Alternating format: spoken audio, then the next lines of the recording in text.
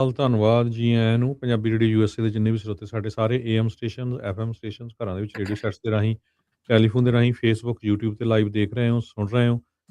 ਸਾਰਿਆਂ ਨੂੰ ਜੀ ਆਇਆਂ ਨੂੰ ਤੇ ਬਹੁਤ ਹੀ ਪਿਆਰ ਤੇ ਸਤਿਕਾਰ ਭਰੀ ਸਤਿ ਸ੍ਰੀ ਅਕਾਲ। ਸਰੋਤਿਓ, ਅੱਜ ਜੁਲਾਈ ਦੀ 23 ਤਰੀਕ ਦਾ ਦਿਨ ਵੀਰਵਾਰ ਆ ਤੇ ਤੁਹਾਡੇ ਲਈ ਸਵੇਰ ਦਾ ਅਪਡੇਟ ਟਰੱਕਿੰਗ ਪ੍ਰੋਗਰਾਮ ਲੈ ਕੇ ਹਾਜ਼ਰ ਹੋਏ ਹਾਂ। ਅਪਡੇਟ ਟਰੈਕਿੰਗ ਪ੍ਰੋਗਰਾਮ ਦੇ ਵਿੱਚ ਤੁਹਾਡੇ ਨਾਲ ਟਰੈਕਿੰਗ ਦੇ ਬਾਰੇ ਜਿਹੜੀ ਵਿਸ਼ੇਸ਼ ਗੱਲਬਾਤ ਕਰਦੇ ਆ, ਉਹਦੇ ਬਾਰੇ ਗੱਲਬਾਤ ਕਰਨ ਦੇ ਲਈ ਆਪਣੇ ਨਾਲ ਰਮਨ ਢਿੱਲੋਂ ਜੀ ਜੁੜਦੇ ਆ। ਕੁਛ ਹੀ ਮਿੰਟਾਂ ਦੇ ਵਿੱਚ ਉਹ ਵੀ ਆਪਣੇ ਨਾਲ ਜੁੜਨਗੇ। ਇਸ ਦੇ ਨਾਲ ਜਿਹੜੇ ਸਾਡੇ ਅੱਜ ਦੇ ਪ੍ਰੋਗਰਾਮ ਦੇ ਸਪਾਂਸਰਸ, ਉਸ ਤੋਂ ਪਹਿਲਾਂ ਧੰਨਵਾਦ ਉਹਨਾਂ ਦਾ ਕਰਦੇ ਜਾਈਏ। ਖਾਲਸਾ ਇੰਸ਼ੋਰੈਂਸ ਏਜੰਸੀ, ਜਿਨ੍ਹਾਂ ਦੇ ਕੋਲੋਂ ਹਰ ਇੱਕ ਤਰੀਕੇ ਦੀ ਇੰਸ਼ੋਰੈਂਸ ਤੁਸੀਂ ਕਰਵਾ ਸਕਦੇ ਹੋ। ਇੰਸ਼ੋਰੈਂਸ ਬਾਰੇ ਪਤਾ ਕਰਨ ਲਈ ਕਾਲ 408 272 2500। ਟਿਰਕਿਆਣਾ ਇਮੀਗ੍ਰੇਸ਼ਨ ਲਾ ਫਰਮ US ਇਮੀਗ੍ਰੇਸ਼ਨ ਦਾ ਹੋਵੇ ਕਿਸੇ ਵੀ ਤਰੀਕੇ ਦਾ ਕੰਮ, ਕਾਲ ਅਟਰਨੀ ਜੇ ਟਿਰਕਿਆਣਾ 415 909 0503 ਦੇ ਉੱਤੇ। ਇਸ ਦੇ ਨਾਲ Balkar Singh Sangha, Manjit Singh Sangha Union City, Gurpreet Singh Bakersfield, ਊੜਾ ਡੈਟ ਰਿਲੀਫ ਵਾਲੇ ਇਕਨੋਮਿਕ ਹਾਰਡਸ਼ਿਪ ਹੈ, ਬੈਂਕਰਪਸੀ ਤੋਂ ਬਚਣਾ ਹੈ ਤੇ ਇਹਨਾਂ ਦੇ ਨਾਲ ਸੰਪਰਕ ਕਰ ਸਕਦੇ ਹੋ। ਨੰਬਰ ਹੈ 888 888 9914 888 9914। ਅੱਧੇ ਤੋਂ ਵੱਧ ਕਰਜ਼ਾ ਹੈ ਤੁਹਾਡਾ ਮਾਫ ਕਰਵਾ ਸਕਦੇ ਨੇ। ਤੇ ਆਪਣੇ ਨਾਲ ਇਸ ਟਾਈਮ ਰਮਨ ਢਿੱਲੋਂ ਜੀ ਵੀ ਹਰਜੋਤ ਸਿੰਘ ਜੀ ਜੁੜ ਚੁੱਕੇ ਆ, ਉਹਨਾਂ ਨੂੰ ਵੀ ਜੀ ਆਇਆਂ ਨੂੰ ਆਖਦੇ ਆ। ਰਮਨ ਜੀ, ਜੀ ਆਇਆਂ ਨੂੰ ਸਵਾਗਤ ਹੈ। ਸਤਿ ਸ੍ਰੀ ਅਕਾਲ। ਸਤਿ ਸ਼੍ਰੀ ਅਕਾਲ ਜੀ, ਸਾਰੇ ਸੁਣਨ ਵਾਲਿਆਂ ਨੂੰ ਪਿਆਰ ਭਰੀ ਸਤਿ ਸ਼੍ਰੀ ਅਕਾਲ ਜੀ। ਸਤਿ ਸ਼੍ਰੀ ਅਕਾਲ ਜੀ। ਸੋ ਜਿਵੇਂ ਸਰੋਤਿਓ ਤੁਹਾਨੂੰ ਪਤਾ ਹੀ ਆ ਵੀ ਅੱਜ ਦਾ ਪ੍ਰੋਗਰਾਮ ਟਰੱਕਿੰਗ ਦਾ ਹੁੰਦਾ ਆ ਤੇ ਅਸੀਂ ਆਲਰੇਡੀ ਲੇਟ ਆ। ਸੋ ਥੋੜ੍ਹੀ ਜਿਹੀਆਂ ਇੱਕ ਦੋ ਖਬਰਾਂ ਤੇਜ਼ੀ ਕਰਾਂਗੇ ਆਪਾਂ। ਉਹ ਤੋਂ ਬਾਅਦ ਟਰੱਕਿੰਗ ਨਾਲ ਰਿਲੇਟਡ ਜਿਹੜੇ ਇਸ਼ੂਜ਼ ਆ ਉਹ ਡਿਸਕਸ ਕਰਾਂਗੇ। ਪ੍ਰੈਜ਼ੀਡੈਂਟ ਟਰੰਪ ਉਹਨਾਂ ਨੇ ਇਹ ਕਿਹਾ ਵੀ ਜਿਹੜੇ ਸਾਊਦੀ ਅਰੇਬੀਆ ਆ ਉਹਨਾਂ ਨੂੰ ਪਹਿਲਾਂ ਇਜ਼ਰਾਈਲ ਦੇ ਨਾਲ ਨਾਰਮਲਾਈਜ਼ ਕਰਨੇ ਪਊਗੇ ਆਪਣੇ ਰਿਲੇਸ਼ਨ, ਫਿਰ ਆਪਾਂ ਜਿਹੜੀ ਨਿਊਕਲੀਅਰ ਡੀਲ ਆ ਉਹ ਅਪਰੂਵ ਕਰਾਂਗੇ। ਤੇ ਇਹ ਕਹਿੰਦੇ ਵੀ ਇਹ ਸਬਜੈਕਟ ਟੂ ਨਾਰਮਲਾਈਜੇਸ਼ਨ ਹੈਗਾ। ਸੋ ਹੁਣ ਇਹ ਦੇਖਦੇ ਆ ਵੀ ਸਾਊਦੀ ਅਰੇਬੀਆ ਵਾਲੇ ਇਜ਼ਰਾਈਲ ਦੇ ਨਾਲ ਡੀਲ ਸਾਂਝੀ ਕਰਦੇ ਆ ਕਿ ਨਹੀਂ। ਵੈਸੇ ਪਹਿਲਾਂ ਉਹਨਾਂ ਨੇ ਕਾਫੀ ਰਿਲੇਸ਼ਨ ਇਜ਼ਰਾਈਲ ਨਾਲ ਕਾਫੀ ਗੁੱਡ ਬਣਾ ਰੱਖੇ ਆ। US ਨੇ ਐਗਰੀਮੈਂਟ ਜਿਹੜਾ ਕੀਤਾ ਹੈਗਾ ਆ ਇਜ਼ਰਾਈਲ ਦੇ ਨਾਲ ਤੇ ਸਾਊਦੀ ਅਰੇਬੀਆ ਦੇ ਨਾਲ ਨਿਊਕਲੀਅਰ ਨੂੰ ਲੈ ਕੇ। ਸੋ ਕਿਉਂਕਿ ਹੁਣ ਇਰਾਨ ਦੀ ਜੰਗ ਨੂੰ ਲੈ ਕੇ ਕਾਫੀ ਕੁਝ ਜਿਹੜਾ ਮਿਡਲ ਈਸਟ ਦੇ ਵਿੱਚ ਚੇਂਜ ਹੋ ਰਿਹਾ ਹੈਗਾ। ਜੀ ਬਿਲਕੁਲ। ਤੇ ਰਮਨ ਜੀ, ਟਰੈਕਿੰਗ ਬਾਰੇ ਗੱਲਬਾਤ ਜਿਹੜੀ ਆਪਾਂ ਸ਼ੁਰੂਆਤ ਜਿਹੜੀ ਉਹ ਕਰਦੇ ਆ। ਇੱਕ ਕੋਈ ਕਨੈਕਟਿਡ ਵਹੀਕਲ ਸਿਕਿਉਰਿਟੀ ਐਕਟ ਜਿਹੜਾ ਉਹ ਆ ਰਿਹਾ ਹੈਗਾ ਆ ਜਾਂ ਉਹਦੇ ਬਾਰੇ ਚਰਚਾ ਚੱਲ ਰਹੀ ਆ, ਕੀ ਹੈ ਇਸ ਦੇ ਬਾਰੇ, ਜਿਹਦੇ ਵਿੱਚ ਕਹਿੰਦੇ ਵੀ ਟੈਕਨੋਲੋਜੀਜ਼ ਦੇ ਉੱਤੇ ਬੈਨ ਦੀ ਗੱਲ ਕਰ ਰਹੇ ਆ। Ban use of technologies from US potential US adversaries. So ਜੇ ਇਹਦੇ ਬਾਰੇ ਤੁਹਾਨੂੰ ਕੋਈ ਜਾਣਕਾਰੀ ਹੈ ਤਾਂ ਤੁਸੀਂ ਜਿਹੜਾ ਉਹ ਸ਼ੇਅਰ ਕਰਿਓ। ਮੈਨੂੰ ਲੱਗਦਾ ਵੀ ਜਿੱਦਾਂ ਟਿਕਟੋਕ ਚਾਈਨਾ ਦੀ ਹੋਣ ਕਰਕੇ ਉਹਨੂੰ ਫਿਰ ਅਮਰੀਕਾ ਦੇ ਵਿੱਚ ਵੇਚਿਆ ਗਿਆ ਵੀ ਉਹ ਡਾਟਾ ਉੱਧਰ ਨਾ ਜਾਵੇ। ਤੇ ਇਹ ਇੱਕ ਇੱਦਾਂ ਦਾ ਕਾਨੂੰਨ ਬਾਰੇ ਜਿਹੜੀ ਹੁਣ ਚਰਚਾ ਚੱਲ ਰਹੀ ਹੈ, connected vehicle security act bill. So ਕੀ ਹੈ ਇਸ ਦੇ ਬਾਰੇ, ਜੇ ਤੁਹਾਡੇ ਕੋਲ ਕੋਈ ਇਨਫੋਰਮੇਸ਼ਨ ਹੈ ਤਾਂ? ਰਾਜਕਰਨ, ਇਹਦੇ ਬਾਰੇ ਕੋਈ ਖਾਸ ਇਨਫੋਰਮੇਸ਼ਨ ਅਜੇ ਤਾਂ ਨਹੀਂ ਹੈਗੀ। ਅਜੇ ਇੰਟਰੋਡਿਊਸ ਕੀਤਾ ਗਿਆ ਹੈਗਾ ਇਹ ਜਿਹੜਾ ਲਾਅ ਹੈਗਾ ਆ, ਇਹ ਬਿਲਕੁਲ ਫਰੈਸ਼ ਹੈਗਾ ਇਸ ਵੇਲੇ। ਸੋ ਅਜੇ ਮੈਂ ਵੀ ਇਹਨੂੰ ਚੰਗੀ ਤਰ੍ਹਾਂ ਨਹੀਂ ਪੜ੍ਹਿਆ ਹੈਗਾ। ਸੋ ਜੇ ਗੱਲ ਕਰਾਂ ਕਿ ਇਹਦੇ ਵਿੱਚ ਆਈ ਨੋ ਕਿ ਐਡਵਾਂਸ ਕਈ ਚੀਜ਼ਾਂ ਹੈਗੀਆਂ ਜਿਹੜੀਆਂ ਚੱਲ ਰਹੀਆਂ ਹੈਗੀਆਂ, ਜਿਹਦੇ ਵਿੱਚ ਕਿ ਇਸ ਵੇਲੇ ਕਾਫੀ ਜਿਹੜਾ ਆ ਪ੍ਰੋਬਲਮਸ ਆ ਰਹੀਆਂ ਹੈਗੀਆਂ ਸ਼ੁਰੂਆਤੀ ਦੌਰ 'ਚ। ਸੋ ਪਰ ਜੇ ਇਹਦੀ ਗੱਲ ਤਾਂ ਆਪਾਂ ਸ਼ਾਇਦ ਹੋ ਸਕਦਾ ਆਉਣ ਵਾਲੇ ਕੁਛ ਇੱਕ ਹਫ਼ਤਿਆਂ ਦੇ ਵਿੱਚ ਖੁੱਲ੍ਹ ਕੇ ਕਰਾਂਗੇ ਵੀ ਕੀ ਹੈਗਾ ਇਹਦੇ ਵਿੱਚ। ਇਹਦੇ ਨਾਲ ਜਿਹੜੀ ਆਪਾਂ ਗੱਲ ਐਕਚੁਅਲ ਕਰਨ ਵਾਲੀ ਹੈਗੀ ਹੈ ਕਿ FMCSA ਵੱਲੋਂ ਜਿਹੜਾ ਬ੍ਰੋਕਰ ਟਰਾਂਸਪੇਰੈਂਸੀ ਰੂਲ ਆ ਉਹ ਜਲਦੀ ਹੀ ਇੰਟਰੋਡਿਊਸ ਕੀਤਾ ਜਾ ਰਿਹਾ ਹੈਗਾ। ਸੋ ਜਿਹੜਾ ਆਪਣੇ ਮੇਰੇ ਖਿਆਲ ਸ਼ਾਇਦ ਡਾਇਰੈਕਟਲੀ ਆਪਾਂ ਨੂੰ ਇੰਪੈਕਟ ਕਰਦਾ ਹੈਗਾ ਰਾਈਟ ਵੇ, ਉਹ ਇਹ ਬ੍ਰੋਕਰ ਟਰਾਂਸਪੇਰੈਂਸੀ ਰੂਲ ਹੈਗਾ, ਜਿਹਦੇ ਉੱਤੇ ਬਹੁਤ ਦੇਰ ਤੋਂ ਗੱਲ ਚੱਲਦੀ ਆ ਰਹੀ ਸੀ। ਬਹੁਤ ਦੇਰ ਤੋਂ ਇਹਦੇ ਉੱਤੇ ਜਿਹੜੀਆਂ ਕਿਆਸਾਂ ਲੱਗ ਰਹੀਆਂ ਸੀਗੀਆਂ ਕਿ ਕਿਸ ਤਰ੍ਹਾਂ ਦਾ ਹੋਏਗਾ। ਸੋ FMCSA ਵੱਲੋਂ ਜਿਹੜਾ ਐਕਸਪੈਕਟਡ ਦਿਸ ਮੰਥ ਜਾਂ ਨੈਕਸਟ ਮੰਥ ਹੈਗਾ ਜਿਹੜਾ ਕਿ ਇਹ ਰੂਲ ਇੰਟਰੋਡਿਊਸ ਕੀਤਾ ਜਾ ਸਕਦਾ ਆ। ਇਹਦੇ ਨਾਲ ਪੋਸੀਬਲ ਆਊਟਕਮ ਕੀ ਹੈਗੇ ਆ ਕਿ ਕੈਰੀਅਰਸ ਜਿਹੜੇ ਹੈਗੇ ਆ ਉਹਨਾਂ ਕੋਲ ਗ੍ਰੇਟਰ ਐਕਸੈਸ ਹੋ ਜਾਊਗਾ ਬ੍ਰੋਕਰ ਰੈਕਟਸ ਦਾ। ਕੁਛ ਥੋੜ੍ਹੀ ਜ਼ਿਆਦਾ ਨੈਗੋਸ਼ੀਏਸ਼ਨ ਪਾਵਰ ਹੋ ਜੂਗੀ, ਬੈਟਰ ਵਿਜ਼ਿਬਿਲਿਟੀ ਰਹੂਗੀ ਫਰੇਟ ਪ੍ਰਾਈਸਿਸ ਦੀ। ਵਰਸਟ ਕੇਸ ਸਿਨੈਰੀਓ ਦੇ ਵਿੱਚ ਕੀ ਹੋ ਸਕਦਾ ਹੈ ਕਿ ਰੂਲ ਦੇ ਵਿੱਚ ਸਿਗਨੀਫਿਕੈਂਟ ਐਗਜ਼ੈਂਪਸ਼ਨਸ ਹੈਗੀਆਂ ਆ, ਜਿਹਦੇ ਨਾਲ ਕਿ ਇਨਫੋਰਸਮੈਂਟ ਜਿਹੜੀ ਉਹ ਲਿਮਿਟਡ ਹੋ ਸਕਦੀ ਆ। ਤੇ ਇਹਦੇ ਨਾਲ ਪ੍ਰੈਕਟੀਕਲੀ ਜ਼ਿਆਦਾ ਕੁਝ ਚੇਂਜ ਹੋਣ ਦੇ ਅਸਾਰ ਲੱਗਦੇ ਨਹੀਂ। ਸੋ ਇਹ ਚੀਜ਼ਾਂ ਜਿਹੜੀਆਂ ਹੈਗੀਆਂ ਇਹ ਇਸ ਵੇਲੇ FMCSA ਵੱਲੋਂ ਜਲਦੀ ਇੰਟਰੋਡਿਊਸ ਕੀਤੀਆਂ ਜਾਣੀਆਂ। ਸੋ ਉਹਦੇ ਉੱਤੇ ਅਸੀਂ ਜ਼ਰੂਰ ਡੈਫੀਨੇਟਲੀ ਗੱਲ ਕਰਨੀ ਚਾਹਾਂਗੇ, ਕਿਉਂਕਿ ਕਾਫੀ ਜਣਿਆਂ ਨੇ ਜਿਹੜਾ ਆ ਬ੍ਰੋਕਰ ਟ੍ਰਾਂਸਪੇਰੈਂਸੀ ਦੇ ਜਦੋਂ ਆਪਣੇ ਆਏ ਸੀਗੇ, ਕਾਮੈਂਟ ਪੀਰੀਅਡ ਵੀ ਆਇਆ ਸੀਗਾ, ਉਦੋਂ ਕੁਛ ਇੰਨਾ ਹੱਕ ਦੇ ਵਿੱਚ ਇੰਨਾ ਜ਼ਿਆਦਾ ਕੁਛ ਬੋਲਿਆ ਨਹੀਂ ਸੀਗਾ। ਸੋ ਉਹਦੇ ਉੱਤੇ ਗੱਲ ਜ਼ਰੂਰ ਕਰਾਂਗੇ। ਉਸ ਤੋਂ ਬਾਅਦ ਜਿਹੜੀ ਗੱਲ ਹੋਰ ਇੱਕ ਇੰਪੋਰਟੈਂਟ ਹੈਗੀ ਆ ਉਹ ਹੈਗੀ ਆ ਕਿ CDL ਕ੍ਰੈਕਡਾਊਨ ਜਿਹੜਾ ਆ ਅਮਰੀਕਾ ਦੇ ਵਿੱਚ ਕਾਫੀ ਤੇਜ਼ੀ ਨਾਲ ਹੋ ਰਿਹਾ ਹੈਗਾ। ਹੁਣ ਮੋਸਟ ਸਟੇਟਸ ਜਿਹੜੀਆਂ ਹੈਗੀਆਂ ਉਹ ਫੈਡਰਲ ਆਡਿਟਸ ਤੋਂ ਜਿਹੜੀਆਂ ਫੋਲੋ ਕਰ ਰਹੀਆਂ, ਫੈਡਰਲ ਆਡਿਟਸ ਦੇ ਵਿੱਚ ਜਿਹੜੇ ਉਹਨਾਂ ਨੂੰ ਮੈਂਡੇਟਸ ਮਿਲੇ ਹੈਗੇ, ਜਿਹੜੇ ਫੈਡਰਲ ਆਡਿਟਸ ਦੇ ਵਿੱਚ ਉਹਨਾਂ ਨੂੰ ਡਾਇਰੈਕਸ਼ਨਸ ਮਿਲੀਆਂ ਹੈਗੀਆਂ ਉਹਨਾਂ ਨੂੰ ਫੋਲੋ ਕਰ ਰਹੀਆਂ ਹੈਗੀਆਂ। ਸੋ ਸਟੇਟਸ ਜਿਹੜੇ ਰੂਲਸ ਆਪਣੇ ਹੈਗੇ ਉਹ ਟਾਈਟ ਕਰ ਰਹੀਆਂ ਹੈਗੀਆਂ। ਸੋ ਇਹ ਜਿਹੜਾ ਹੈਗਾ ਇਹ ਡੈਫੀਨੇਟਲੀ ਇੱਕ ਵਿਚਾਰਨ ਵਾਲੀ ਗੱਲ ਹੈਗੀ ਆ। ਔਰ ਇਹਦੇ ਨਾਲ ਜਿਹੜੀਆਂ ਹੋਰ ਕਾਫੀ ਸਟੇਟਸ ਹੈਗੀਆਂ ਜਿਹੜੀਆਂ ਕਿ ਇੰਗਲਿਸ਼ ਪ੍ਰੋਫੀਸ਼ੀਐਂਸੀ ਨੂੰ ਅਡਾਪਟ ਕਰਦੀਆਂ ਜਾ ਰਹੀਆਂ ਹੈਗੀਆਂ 1 by 1। ਸੋ ਇਹ ਵੀ ਜਿਹੜਾ ਹੈਗਾ ਇੱਕ ਵਿਚਾਰਨ ਵਾਲੀ ਗੱਲ ਹੈਗੀ ਆ ਕਿ ਸਾਨੂੰ ਇਹਦੇ ਨਾਲ ਕੀ ਕਰਨਾ ਚਾਹੀਦਾ ਹੈਗਾ। ਆਪਾਂ ਬਾਰ-ਬਾਰ ਪਿਛਲੇ ਪ੍ਰੋਗਰਾਮਾਂ ਦੇ ਵਿੱਚ ਇਹ ਕਹਿੰਦੇ ਆ ਰਹੇ ਹਾਂ ਕਿ ਡਜ਼ਨਟ ਮੈਟਰ ਜੇ ਤੁਹਾਡੇ ਕੋਲ ਸਿਟੀਜ਼ਨਸ਼ਿਪ ਵੀ ਹੈਗੀ ਆ, ਗ੍ਰੀਨ ਕਾਰਡ ਵੀ ਹੈਗਾ, ਜੇ ਤੁਹਾਡੀ ਇੰਗਲਿਸ਼ ਪ੍ਰੋਫੀਸ਼ੀਐਂਸੀ ਦੇ ਵਿੱਚ ਤੁਸੀਂ ਠੀਕ ਨਹੀਂ ਹੈਗੇ ਤਾਂ ਡੈਫੀਨੇਟਲੀ ਤੁਹਾਨੂੰ ਜਿਹੜੀਆਂ ਇਹ ਚੀਜ਼ਾਂ ਆ ਇਹ ਆਉਣ ਵਾਲੇ ਸਮੇਂ ਦੇ ਵਿੱਚ ਤੰਗ ਪਰੇਸ਼ਾਨ ਕਰ ਸਕਦੀਆਂ ਹੈਗੀਆਂ। ਔਰ ਉਹਦਾ ਇਲਾਜ ਇੱਕੋ ਹੀ ਹੈਗਾ ਕਿ ਤੁਸੀਂ ਆਪਣੇ ਆਪ ਨੂੰ ਇੰਗਲਿਸ਼ ਦੇ ਵਿੱਚ ਥੋੜ੍ਹਾ ਜਿਹੜੀ ਆ ਸਟੱਡੀ ਕਰਨੀ ਸ਼ੁਰੂ ਕਰੋ, ਇੰਗਲਿਸ਼ ਦੇ ਵਿੱਚ ਆਪਣੀ ਜਿਹੜੀ ਆ ਪੜ੍ਹਾਈ ਸ਼ੁਰੂ ਕਰੋ, ਜਾਂ ਕੁਛ ਵੀ ਤੁਸੀਂ ਕਰ ਸਕਦੇ ਹੈਗੇ ਆ। ਜਿੱਦਾਂ ਆਪਣੇ ਅਰਸ਼ਵੀਰ ਆ ਫਰਿਜ਼ਨੋ ਦੇ ਵਿੱਚ ਬੜੀ ਵਧੀਆ ਉਹ ਸੇਵਾ ਦਿੰਦੇ ਆ, ਆਪਣਾ ਕਰਦੇ ਆ ਕੰਮ ਕਿ ਜਿਹਦੇ ਵਿੱਚ ਤੁਹਾਨੂੰ ਇੰਗਲਿਸ਼ ਸਿਖਾਉਂਦੇ ਆ ਔਰ ਤੁਹਾਨੂੰ ਨਾਲ ਦੇ ਨਾਲ ਟਰੱਕਿੰਗ ਦੇ ਜਿਹੜੇ ਕੁਐਸਚਨਸ ਆ, ਟਰੱਕਿੰਗ ਰਿਲੇਟਿਡ ਜਿਹੜੀਆਂ ਗੱਲਾਂ ਹੈਗੀਆਂ ਉਹ ਵੀ ਸਿਖਾਉਂਦੇ ਆ। ਸੋ ਇਹਨਾਂ ਚੀਜ਼ਾਂ ਦਾ ਫਾਇਦਾ ਲਓ। ਜੇ ਤੁਹਾਡੇ ਕੋਲ ਟਾਈਮ ਥੋੜ੍ਹਾ ਹੈਗਾ ਆ, ਤੁਹਾਨੂੰ ਦਿੱਤਾ ਆ, ਉਹਦਾ ਫਾਇਦਾ ਚੱਕੋ, ਪ੍ਰੋਪਰ ਢੰਗ ਦੇ ਨਾਲ ਕੰਮ ਕਰੋ। ਰਾਜਕਿਰਨ ਜਿਹੜੀ ਇੱਥੇ ਮੈਂ ਅਲਟੀਮੇਟਲੀ ਗੱਲ ਕਰਨੀ ਚਾਹੁੰਦਾ ਆ, ਲਾਸਟ 2 ਹਫ਼ਤਿਆਂ ਦੇ ਵਿੱਚ ਮੇਰੀ ਕੱਲ ਫਰਿਜ਼ਨੋ ਵੀ ਗੱਲ ਹੋਈ ਸੀ ਅਰਸ਼ਵੀਰ ਨਾਲ, ਤੇ ਲਾਸਟ ਮਹੀਨਾ ਹੀ ਹੋ ਚੱਲਿਆ ਸਾਨੂੰ ਆਲਮੋਸਟ ਐਵਰੀਡੇ ਕਾਲਸ ਆ ਰਹੀਆਂ ਕਿ ਜਿਹੜੇ ਲੈਟਰਸ ਆ ਰਹੇ ਹੈਗੇ ਆ ਇੰਗਲਿਸ਼ ਟੈਸਟ ਦੇ, ਸਾਨੂੰ ਮਤਲਬ ਕਿ ਬੜੀ ਇਸ ਚੀਜ਼ ਦੇ ਉੱਤੇ ਸ਼ਰਮ ਵੀ ਆਉਂਦੀ ਆ ਸੁਣ ਕੇ ਕਿ ਇੱਥੋਂ ਤੱਕ ਕਿ ਮੈਨੂੰ ਕਾਲ ਕਰਕੇ ਵੀ ਲੋਕੀ ਇਹ ਕਹਿ ਰਹੇ ਆ ਕਿ ਪਲੀਜ਼ ਸਾਡੇ ਕੋਲੋਂ ਪੈਸੇ ਲੈ ਕੇ ਸਾਨੂੰ ਪਾਸ ਕਰਾ ਦਿਓ। ਸੋ ਹਾਂਜੀ, ਇਹ ਜਿਹੜੀ ਚੀਜ਼ ਹੈ ਨਾ, ਮੈਂ ਸੀਰੀਅਸਲੀ ਮੈਂ ਬਹੁਤ ਮਤਲਬ ਮਨ ਬੜਾ ਪਰੇਸ਼ਾਨ ਹੁੰਦਾ ਹੈ ਸੋਚ ਕੇ ਕਿ ਤੁਸੀਂ ਕਿਸ ਤਰ੍ਹਾਂ ਮਤਲਬ ਕਿ ਇਹ ਚੀਜ਼ਾਂ ਸੋਚ ਸਕਦੇ ਆ ਕਿ ਤੁਸੀਂ ਕਾਲਾਂ ਕਰਕੇ ਤੁਸੀਂ ਲੋਕਾਂ ਨੂੰ ਕਹਿ ਰਹੇ ਆ ਕਿ ਤੁਸੀਂ ਉਹਨਾਂ ਨੂੰ ਪੈਸੇ ਦੇਣ ਦੇ ਲਈ ਰੈਡੀ ਆ, ਤੁਸੀਂ ਸਾਰਾ ਕੁਛ ਕਰਨ ਦੇ ਲਈ ਰੈਡੀ ਆ, ਤੁਸੀਂ ਕਹਿੰਦੇ ਵੀ ਮਤਲਬ ਕਿਸੇ ਤਰ੍ਹਾਂ ਸਾਨੂੰ ਪਾਸ ਕਰਾ ਦਿਓ। ਮਤਲਬ ਇਹ ਚੀਜ਼ਾਂ ਕਿਉਂ, ਮਤਲਬ ਕਿ ਇਸ ਹੱਦ ਤੱਕ ਕਿਉਂ ਅਸੀਂ ਗਿਰ ਚੁੱਕੇ ਹਾਂ ਵੀ ਅਸੀਂ ਜਿਹੜੀ ਚੀਜ਼ ਦੇ ਨਾਲ ਸਾਡੀ ਜ਼ਿੰਦਗੀ ਜੁੜੀ ਆ ਉਹਦੇ ਨਾਲ ਅਸੀਂ ਸਿੱਖਣਾ ਨਹੀਂ ਸਮਝਦੇ, ਸਿੱਖਣਾ ਨਹੀਂ ਜ਼ਰੂਰੀ ਮੰਨਦੇ, ਲੇਕਿਨ ਅਸੀਂ ਇੱਕ ਜਿਹੜਾ ਇਹ ਚੀਜ਼ ਨੂੰ ਕਰ ਰਹੇ ਕਿ ਹਰ ਥਾਂ ਤੇ ਅਸੀਂ ਪੈਸੇ ਦੇ ਕੇ ਹੀ ਸਾਰਾ ਕੁਛ ਕਰਵਾ ਸਕਦੇ ਹਾਂ। ਬਹੁਤ ਜ਼ਿਆਦਾ ਸ਼ਰਮ ਵਾਲੀ ਗੱਲ ਹੈ, ਬਹੁਤ ਜ਼ਿਆਦਾ ਮਾੜੀ ਗੱਲ ਹੈ। ਔਰ ਇਹਦੇ ਨਾਲ ਜਿਹੜੀ ਨੈਕਸਟ ਖਬਰ ਹੈਗੀ ਆ, ਮੈਂ ਸਾਰੀਆਂ ਖਬਰਾਂ ਤਾਂ ਸਾਂਝੀਆਂ ਕਰਨੀਆਂ ਚਾਹੁੰਦਾ ਕਿ ਜਦੋਂ ਆਪਣੇ ਕਾਲਰਸ ਕਾਲ ਕਰਦੇ ਹੈਗੇ ਆ ਤੇ ਉਹ ਇਹਨਾਂ ਚੀਜ਼ਾਂ ਦੇ ਉੱਤੇ ਸਾਡੇ ਨਾਲ ਗੱਲ ਜ਼ਰੂਰ ਕਰਨ। ਇੱਕ ਹੋਰ ਜਿਹੜੀ ਖਬਰ ਹੈਗੀ ਆ ਜਿਹੜੀ ਵੈਰੀ ਇੰਪੋਰਟੈਂਟ ਹੈਗੀ ਆ, ਉਹ ਹੈਗੀ ਆ ਕਿ CDL ਜਿਹੜੇ ਸਕੂਲਸ ਹੈਗੇ ਆ ਉਹਨਾਂ ਦੇ ਉੱਤੇ ਜਿਹੜਾ ਆ ਕਾਫੀ ਸ਼ਿਕੰਜਾ ਕੱਸਿਆ ਜਾ ਰਿਹਾ ਹੈਗਾ। 2025 ਤੋਂ ਹੁਣ ਤੱਕ ਆਲਮੋਸਟ 10,000 ਦੇ ਕਰੀਬ ਸਕੂਲ ਜਿਹੜੇ ਆ ਉਹ ਟ੍ਰੇਨਿੰਗ ਪ੍ਰੋਵਾਈਡਰ ਜਿਹੜੇ ਆ ਸਿਸਟਮ ਚੋਂ ਕੱਢ ਦਿੱਤੇ ਗਏ ਆ। 550 ਸਕੂਲਾਂ ਨੂੰ ਜਿਹੜੀ ਆ ਨੋਟਿਸ ਆਫ ਪ੍ਰਪੋਜ਼ ਸ਼ਟਡਾਊਨ ਕੀਤਾ ਗਿਆ ਹੈਗਾ। 75 ਐਂਟਰੀ ਲੈਵਲ ਸਕੂਲ ਜਿਹੜੇ ਹੈਗੇ ਆ, ELDT ਸਕੂਲ ਹੈਗੇ ਆ, ਉਹਨਾਂ ਦੇ ਵਿੱਚ ਇਸ ਵੇਲੇ ਸਿਗਨੀਫਿਕੈਂਟਲੀ ਉਹਨਾਂ ਦੇ ਉੱਤੇ ਕੇਸਿਸ ਤਿਆਰ ਹੋ ਰਹੇ ਆ, ਜਿਹਦੇ 'ਚ ਕਿ falsified driving training records, issuing improper certification, failing to provide required behind the wheel training ਤੇ ਅਦਰ ਫ੍ਰੈਜੂਲੈਂਟ ਪ੍ਰੈਕਟਿਸਿਸ। ਸੋ ਇਹ ਹੁਣ ਸਾਰੀਆਂ ਚੀਜ਼ਾਂ ਜਿਹੜੀਆਂ ਆ ਇਹ ਸਾਡੇ ਸਾਹਮਣੇ ਹੈਗੀਆਂ। ਤੇ ਰਾਜਕਰਨ, ਮੈਂ ਸ਼ਾਇਦ ਤੁਹਾਡੇ ਨਾਲ ਵੀਡੀਓ ਵੀ ਸ਼ੇਅਰ ਕੀਤੀ ਸੀਗੀ ਕੱਲ, ਸ਼ਾਇਦ ਤੁਸੀਂ ਦੇਖੀ ਆ ਕਿ ਨਹੀਂ ਦੇਖੀ ਆ। ਮਤਲਬ ਕਿ ਉਹ ਸਾਡੇ ਇੰਡੀਅਨ ਮੂਲ ਦਾ ਬੰਦਾ ਜਿਹੜਾ ਆ ਉਹ ਵੀਡੀਓ ਬਣਾ ਰਿਹਾ ਹੈਗਾ, ਚੱਲਦੇ ਟਰੱਕ ਦੇ ਵਿੱਚ ਵੀਡੀਓ ਬਣਾ ਰਿਹਾ ਕਿ ਮੈਂ ਦੇਖੋ, ਮੈਂ ਓਕਲਾਹੋਮਾ ਦੀ ਸਕੇਲ, ਮੈਂ ਜਿਹਨੇ ਕਿ ਮੈਨੂੰ ਅੰਦਰ ਆਉਣ ਨੂੰ ਕਿਹਾ ਸੀਗਾ ਔਰ ਮੈਂ ਸਕੇਲ ਪਾਸ ਕਰ ਰਿਹਾ ਹੈਗਾ, ਕੋਈ ਪਰਵਾਹ ਨਹੀਂ, ਕੋਈ ਚਿੰਤਾ ਨਹੀਂ।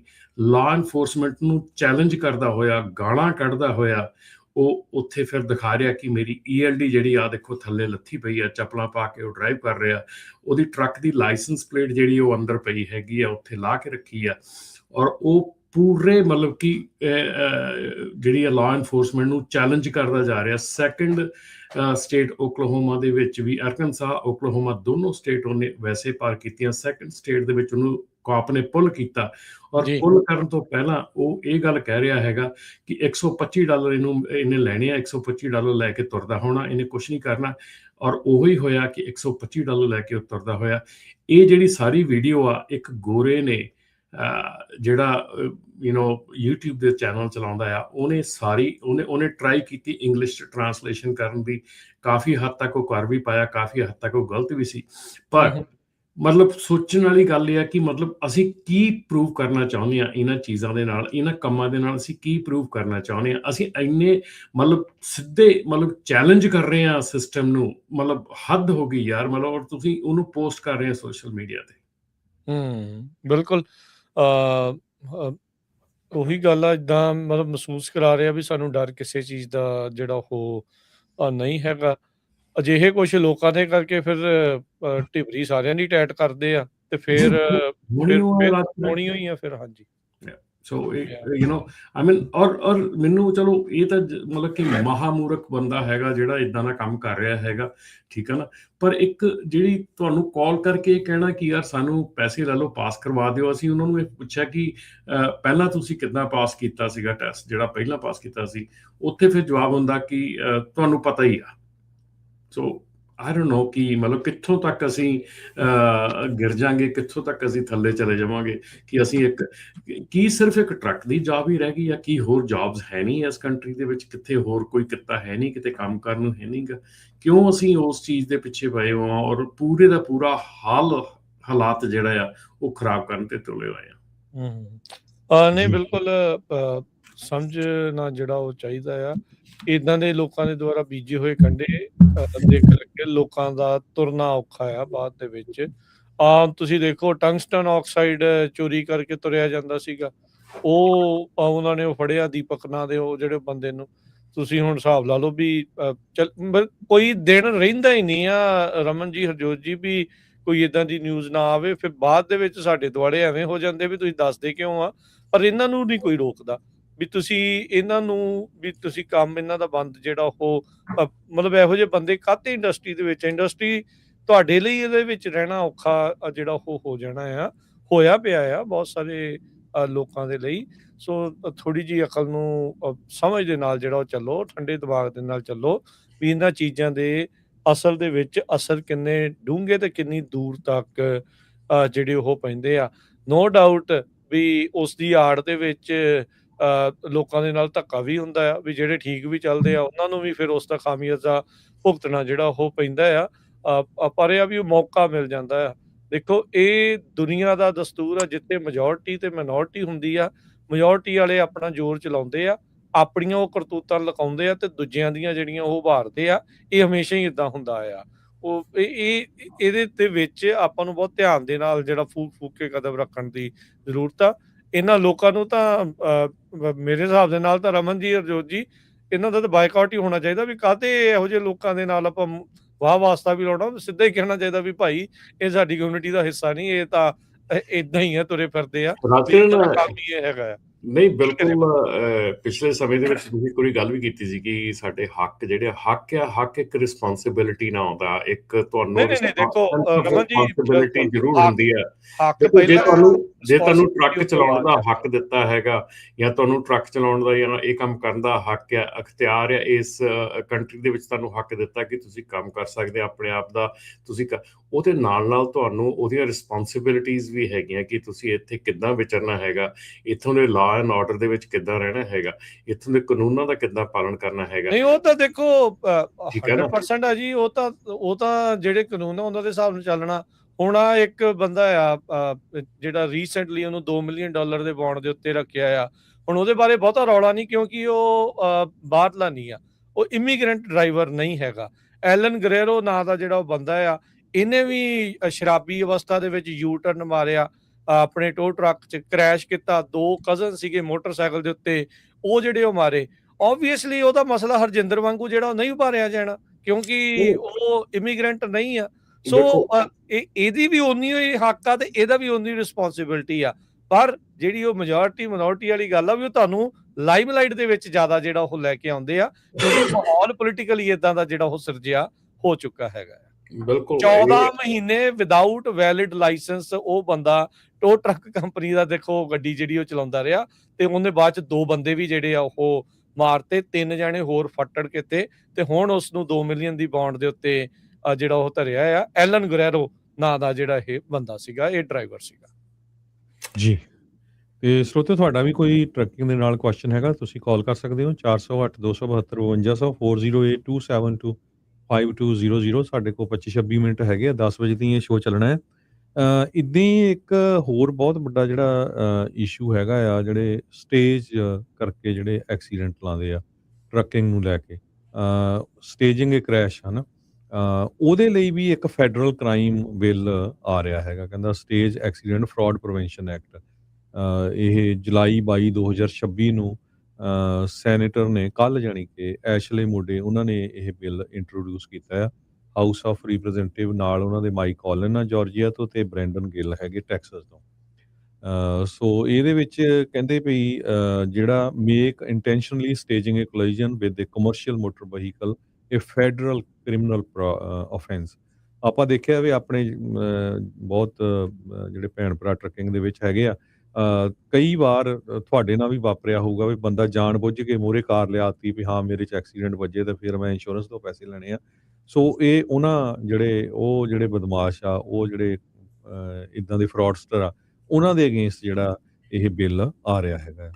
ਇਹਦੇ 'ਚ ਰਮਨ ਭਾਜੀ ਇਕੱਲਾ ਇਹ ਨਹੀਂ ਹੋਊਗਾ ਵੀ ਜਿਹੜੇ ਬੰਦੇ ਨੇ ਸਟੇਜ ਕੀਤਾ ਵੀ ਹਾਂ ਵੀ ਮੈਂ ਸੱਟ ਲਵਾਉਣੀ ਆ, ਜਿਹੜੇ ਉਹਦੇ ਬਾਅਦ ਵਕੀਲ ਆ, ਅਟਾਰਨੀ ਆ, ਫਿਜ਼ੀਸ਼ੀਅਨ ਆ, ਉਹ ਸਾਰਿਆਂ ਨੂੰ ਵੀ ਉਹ ਇਹਦੇ ਵਿੱਚ ਇਨਕਲੂਡ ਕੀਤਾ ਜਾਊਗਾ। ਹਰਜੋਤ ਭਾਜੀ ਇਹ ਬਹੁਤ ਪੁਰਾਣੀ ਚੀਜ਼ ਚੱਲ ਰਹੀ ਹੈਗੀ ਆ ਆਪਣੇ ਲੁਈਜ਼ੀਆਨਾ, ਟੈਕਸਸ, ਲੁਈਜ਼ੀਆਨਾ, ਅਲਾਬਾਮਾ, ਜਾਰਜੀਆ, ਇਸ ਜਿਹੜਾ ਆਪਣਾ ਬੈਲਟ ਹੈਗਾ ਇਹਦੇ ਉੱਤੇ ਬਹੁਤ ਪਿਛਲੇ 10 ਸਾਲਾਂ ਤੋਂ ਇਹਦੇ ਉੱਤੇ ਕ੍ਰੈਕਡਾਊਨ ਚੱਲ ਰਿਹਾ ਹੈਗਾ। ਜਿਹੜੇ ਸਟੇਜ ਐਕਸੀਡੈਂਟ ਕੀਤੇ ਜਾਂਦੇ ਆ ਉਹ ਨਾ ਸਿਰਫ ਕਾਰ ਵਾਲੇ ਵੱਲੋਂ ਕੀਤੇ ਜਾਂਦੇ ਆ, ਕਾਰ ਜਾਂ ਗੱਡੀ 'ਚ 4 ਤੋਂ 5 ਬੰਦੇ ਜਿਹੜੇ ਆ ਕਾਰ ਦੇ ਵਿੱਚ ਜਾਂ SUV ਦੇ ਵਿੱਚ ਭਰੇ ਜਾਂਦੇ ਆ, ਉਹ ਪਰਪਸਲੀ ਟਰੱਕ ਨਾਲ ਹਿੱਟ ਕੀਤਾ ਜਾਂਦਾ। ਉਸ ਤੋਂ ਬਾਅਦ ਉੱਥੋਂ ਦੀ ਕਾਪ, ਉੱਥੋਂ ਦੇ ਵਕੀਲ, ਉੱਥੋਂ ਦੇ ਜੱਜ, everyone is included ਉਹਦੇ ਵਿੱਚ ਸ਼ਾਮਲ ਹੁੰਦੇ ਆ ਉਹ ਸਾਰੇ ਕਾਸੇ ਦੇ ਵਿੱਚ। ਔਰ ਪਿਛਲੇ ਸਮਿਆਂ ਦੇ ਵਿੱਚ, ਪਿਛਲੇ ਕੁਝ ਸਾਲਾਂ ਦੇ ਵਿੱਚ ਬਹੁਤ ਬੰਦੇ ਲਾਅ ਐਨਫੋਰਸਮੈਂਟ ਦੇ ਹੋਰ ਬੰਦੇ ਜਿਹੜੇ ਆ ਉਹ ਇਹਦੇ ਵਿੱਚ ਕਨਵਿਕਟ ਹੋਏ ਹੈਗੇ ਆ ਕਿ ਉਹਨਾਂ ਦੇ ਉੱਤੇ ਸਾਬਤ ਹੋਇਆ ਹੈਗਾ ਕਿ ਉਹਨਾਂ ਨੇ ਸਟੇਜ ਐਕਸੀਡੈਂਟ ਕੀਤੇ ਹੈਗੇ ਬਹੁਤ ਜ਼ਿਆਦਾ। ਸੋ ਇਹ ਜਿਹੜੀ ਚੀਜ਼ ਹੈਗੀ ਆ ਪਿਛਲੇ ਆਲਮੋਸਟ 10 ਸਾਲਾਂ ਤੋਂ ਐਕਟਿਵਲੀ ਇਹਦੇ ਉੱਤੇ ਕੰਮ ਚੱਲ ਰਿਹਾ ਹੈਗਾ। ਸੋ ਹੁਣ ਜਿਹੜੀ ਇਹ ਚੀਜ਼ ਹੈਗੀ ਆ ਇਹ definitely it has to be law ਦੇ ਥਰੂ ਜਾਂ ਇਹਦੇ ਪ੍ਰੋਪਰ ਪ੍ਰੋਸੈਸ ਦੇ ਥਰੂ ਲਾਅ ਬਣਨਾ ਚਾਹੀਦਾ। ਇੱਕ ਜਿਹੜਾ ਲਾਅ ਇਹ ਵਾਲਾ ਸਟੇਜ ਐਕਸੀਡੈਂਟ ਵਾਲਾ ਹੈਗਾ, ਔਰ ਇਸ ਦੇ ਨਾਲ ਆਈ ਥਿੰਕ ਜਿਹੜਾ ਆਪਣਾ ਟਰੱਕਿੰਗ ਕੰਪਨੀਆਂ, ਟੋ ਕੰਪਨੀਆਂ ਹੈਗੀਆਂ, ਉਹਨਾਂ ਦਾ ਵੀ ਜਿਹੜਾ ਰਿਫੋਰਮ ਆ ਉਹ ਹੋਣਾ ਜ਼ਰੂਰੀ ਹੈਗਾ, ਕਿਉਂਕਿ ਕਈ ਸਟੇਟਸ ਦੇ ਵਿੱਚ ਜਿਹੜੀਆਂ ਟੋ ਟਰੱਕ ਹੈਗੇ ਆ ਉਹ ਜਦੋਂ ਟੋ ਕਰਦੇ ਹੈਗੇ ਆ ਟਰੱਕ ਨੂੰ ਜਾਂ ਟਰੱਕਸ ਨੂੰ, ਸੋ few miles 2 ਤੋਂ 5 ਮੀਲ ਤੱਕ ਜਾਣ ਦਾ ਵੀ 50 ਤੋਂ 60,000 $70,000 ਡਾਲਰ ਬਣ ਜਾਂਦਾ ਆ। ਸੋ ਉਹ ਵੀ ਜਿਹੜਾ ਆ ਲਾ ਆਉਣ ਵਾਲੇ ਸਮੇਂ ਦੇ ਵਿੱਚ ਉੱਤੇ ਵੀ ਚੱਲ ਰਿਹਾ ਹੈਗਾ। ਪਰ ਇਹ ਡੈਫੀਨੇਟਲੀ ਇਹ ਜਿਹੜਾ ਸਟੇਜ ਐਕਸੀਡੈਂਟ ਹੈਗਾ ਪਿਛਲੇ 10 ਸਾਲਾਂ ਤੋਂ ਇੱਥੇ ਕ੍ਰੈਕਡਾਊਨ ਜਿਹੜਾ ਚੱਲ ਰਿਹਾ ਸੀ, ਸੋ ਗੁੱਡ ਆ ਕਿ ਹੁਣ ਇਸ ਦੇ ਉੱਤੇ ਜਿਹੜਾ ਲਾਅ ਬਣ ਜਾ ਰਿਹਾ ਜੀ। ਕੁਝ ਕਾਲਰ ਵੀ ਆਪਣੇ ਜੁੜੇ, ਇਹਨਾਂ ਦੀਆਂ ਕਾਲਸ ਵੀ ਲੈਣੇ ਆ। ਕਰਮਜੀਤ ਜੀ ਜੁੜੇ ਨੇ। ਹਾਂਜੀ, ਸਤਿ ਸ਼੍ਰੀ ਅਕਾਲ ਕਰਮਜੀਤ ਜੀ। ਹਾਂਜੀ, ਸਤਿ ਸ਼੍ਰੀ ਅਕਾਲ ਜੀ। ਸਤਿ ਸ਼੍ਰੀ ਅਕਾਲ ਸਾਰੇ ਵੀਰਾਂ ਨੂੰ ਸਤਿ ਸ਼੍ਰੀ ਅਕਾਲ, ਸਰੋਤਿਆਂ ਨੂੰ ਸਤਿ ਸ਼੍ਰੀ ਅਕਾਲ। ਬਹੁਤ ਵਧੀਆ ਪ੍ਰੋਗਰਾਮ ਚੱਲ ਰਿਹਾ ਜੀ। ਮੈਂ ਆਪਦੀ ਹੱਡਬੀਤੀ ਸੁਣਾਉਣੀ ਸੀ। ਮੇਰਾ ਲਾਇਸੈਂਸ ਨਿਊ ਹੋਣਾ ਸੀ ਅਗਸਤ ਦੇ ਵਿੱਚ, 15 ਅਗਸਤ ਨੂੰ, ਤੇ ਮੈਂ DMV ਗਿਆ ਤੇ DMV ਮੈਨੂੰ ਬਹੁਤ ਵਧੀਆ ਡੀਲ ਕੀਤਾ ਉਹਨਾਂ ਨੇ। ਤੇ ਮੈਂ ਕਿਹਾ ਵੀ ਟੈਸਟ ਲੈਣਾ, ਕਹਿੰਦੇ ਵੀ ਨਹੀਂ ਟੈਸਟ ਪਹਿਲਾਂ ਚੈੱਕਅਪ ਕਰਕੇ, ਉਹਨਾਂ ਕਿਹਾ ਵੀ ਟੈਸਟ ਨਹੀਂ ਲੈਣਾ। ਅੱਛਾ। ਤੇ ਟੈਸਟ ਉਹਨਾਂ ਸਾਰਾ ਮੇਰਾ ਅਪਡੇਟ ਕਰਤਾ, ਫੀਸ ਵਗੈਰਾ ਲੈ ਲਈ। ਉਹ ਆਪਣੇ ਪੰਜਾਬੀ ਵੀਰ ਸੀ ਜਿਨ੍ਹਾਂ ਨੇ ਮੈਨੂੰ ਡੀਲ ਕੀਤਾ। ਉਸ ਤੋਂ ਬਾਅਦ ਮੈਂ ਗਿਆ, ਮੈਨੂੰ ਕਹਿੰਦੇ ਪਿਕਚਰ ਫੋਟੋ ਖਿਚਵਾ ਲਓ। ਤੇ ਮੈਂ ਫੋਟੋ ਖਿਚਵਾਉਣ ਗਿਆ ਤੇ ਉਹ ਇੱਕ ਕਾਲੇ ਮੂਲ ਦੀ ਬੀਬੀ ਸੀ, ਉਹਨੇ ਮੇਰੀ ਫੋਟੋ ਖਿੱਚੀ ਤੇ ਫੋਟੋ ਖਿੱਚ ਕੇ ਤੇ ਵਾਪਸ ਆ ਕੇ ਤੇ ਉਸੇ ਬੰਦੇ ਨੂੰ ਫਿਰ ਬੁਲਾ ਕੇ ਲਿਆਈ, ਕਹਿੰਦੀ ਵੀ ਇਹਨਾਂ ਲਾਇਸੈਂਸ ਕਿਉਂ ਨਹੀਂ ਚੱਕ ਸਕਦੀ। ਅੱਛਾ। ਤੇ ਉਹ ਕਹਿੰਦਾ ਵੀ ਸਟਿਲ ਗ੍ਰੀਨ ਕਾਰਡ ਆ, ਤੇ ਪਹਿਲਾਂ ਗ੍ਰੀਨ ਕਾਰਡ ਹੀ, before green card still citizen ਆ, ਤੇ ਲਾਇਸੈਂਸ ਕਿਉਂ ਕੈਂਸਲ ਕਰਨਾ।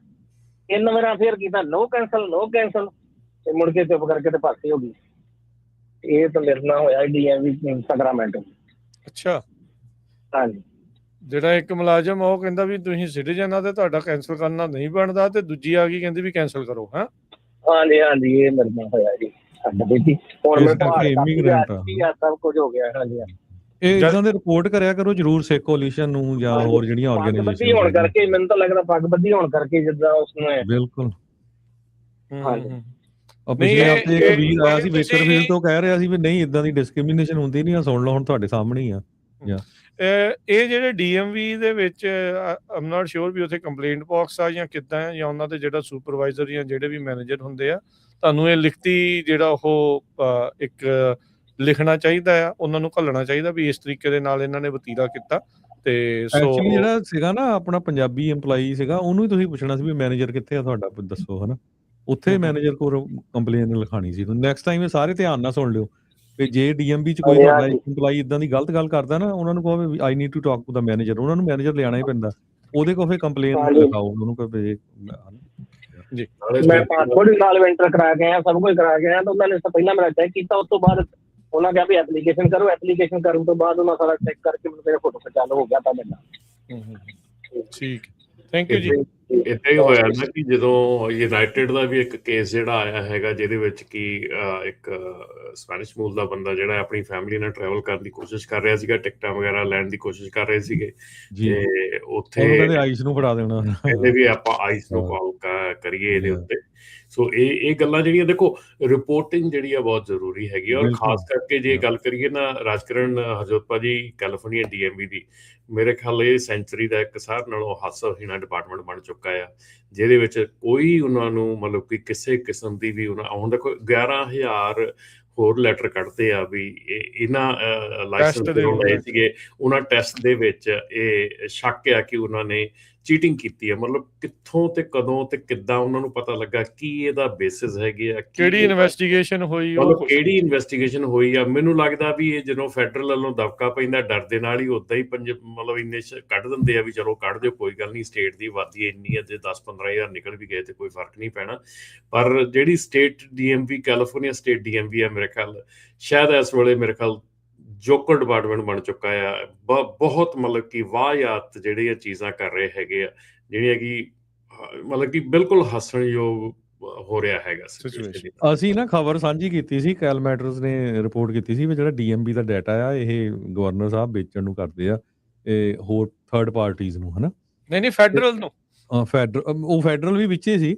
ਤੇ ਉਹ ਤੋਂ ਬਾਅਦ ਫਿਰ ਸਾਨੂੰ ਡਾਇਰੈਕਟਲੀ ਚਿੱਠੀ ਆਈ ਉੱਥੋਂ ਗਵਰਨਰ ਆਫਿਸ ਤੋਂ ਵੀ ਤੁਸੀਂ ਰੋਂਗ ਰਿਪੋਰਟਿੰਗ ਕੀਤੀ ਆ, ਇਹਨੂੰ ਕਰੈਕਟ ਕਰੋ ਵੀ ਅਸੀਂ ਨਹੀਂ ਫੈਡਰਲ ਨੂੰ ਦੇ ਰਹੇ। ਤੇ ਹੁਣ ਕਨਫਰਮ ਵੀ ਹੋ ਗਿਆ ਪਿਛਲੇ ਹਫ਼ਤੇ, ਹਨਾ, ਵੀ ਇਹਨੇ ਉਹ ਸਾਰਾ ਦੇ ਦਿੱਤਾ। ਤੇ ਪਹਿਲੀ ਗੱਲ ਤਾਂ ਤੁਸੀਂ ਇੰਨੇ ਜਿਹੜੇ ਅਨਡਾਕੂਮੈਂਟਡ ਲੋਕ ਸੀਗੇ ਉਹਨਾਂ ਨੂੰ ਤੁਸੀਂ ਲਾਇਸੈਂਸ ਦੇ ਦਿੱਤੇ, ਚਲੋ ਵਧੀਆ, ਆਪਾਂ ਹੱਕ ਜਾਂ ਦੇਣੇ ਚਾਹੀਦੇ ਆ।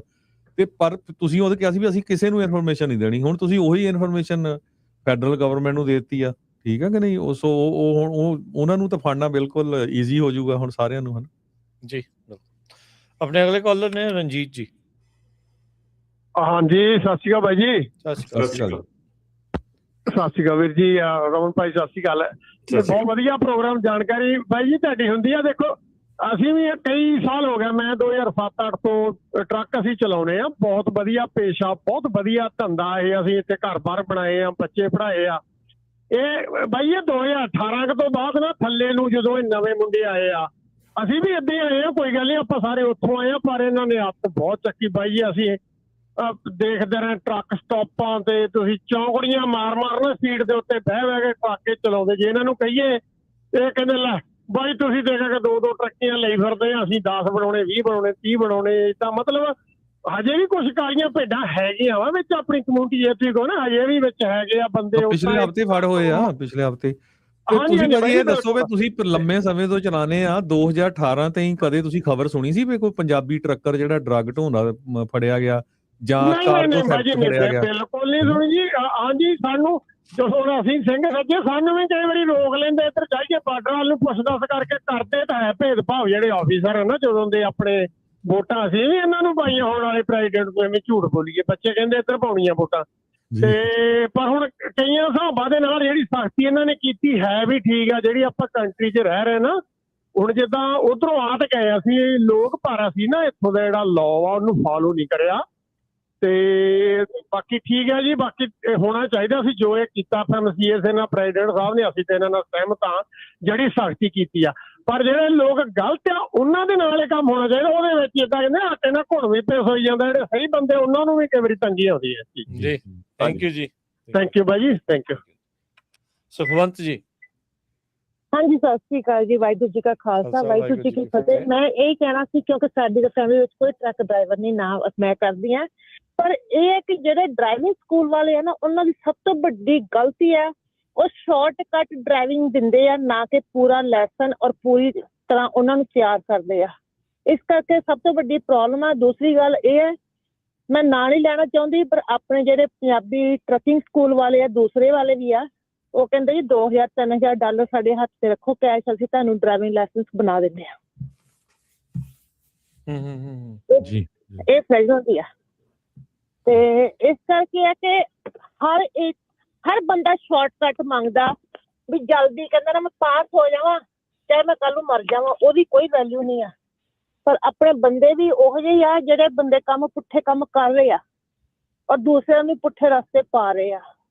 ਕਿਉਂਕਿ ਹੁਣ ਜਿੰਨੇ ਬੱਚਿਆਂ ਕੋਲ ਵੀ ਕੰਪਿਊਟਰ ਹੈ ਉਹ ਈਵਨ ਘਰ ਆ ਕੇ ਤੁਹਾਡਾ ਟੈਸਟ ਕਰਵਾਉਂਦੇ ਆ ਕਿ ਸਾਨੂੰ ਇੰਨੇ ਪੈਸੇ ਦੇ ਦਿਓ, ਅਸੀਂ ਤੁਹਾਡਾ ਸਿੱਧਾ DMV 'ਚ ਆਨਲਾਈਨ ਟੈਸਟ ਕਰਵਾ ਦਿੰਦੇ ਆ, ਤੁਸੀਂ ਇਸ ਤਰ੍ਹਾਂ ਕਰ ਲਓ ਤੇ ਤੁਹਾਡਾ ਸਾਰਾ ਕੁਝ ਠੀਕ ਹੋ ਜਾਊਗਾ। ਤੇ ਇੱਕ ਰਸਤਾ ਨਹੀਂ ਆ, ਆਪਣੇ ਲੋਕਾਂ ਨੇ ਬਹੁਤ ਗਲਤ ਰਸਤੇ ਅਪਣਾਏ ਹੋਏ ਆ। ਧੰਨਵਾਦ ਜੀ।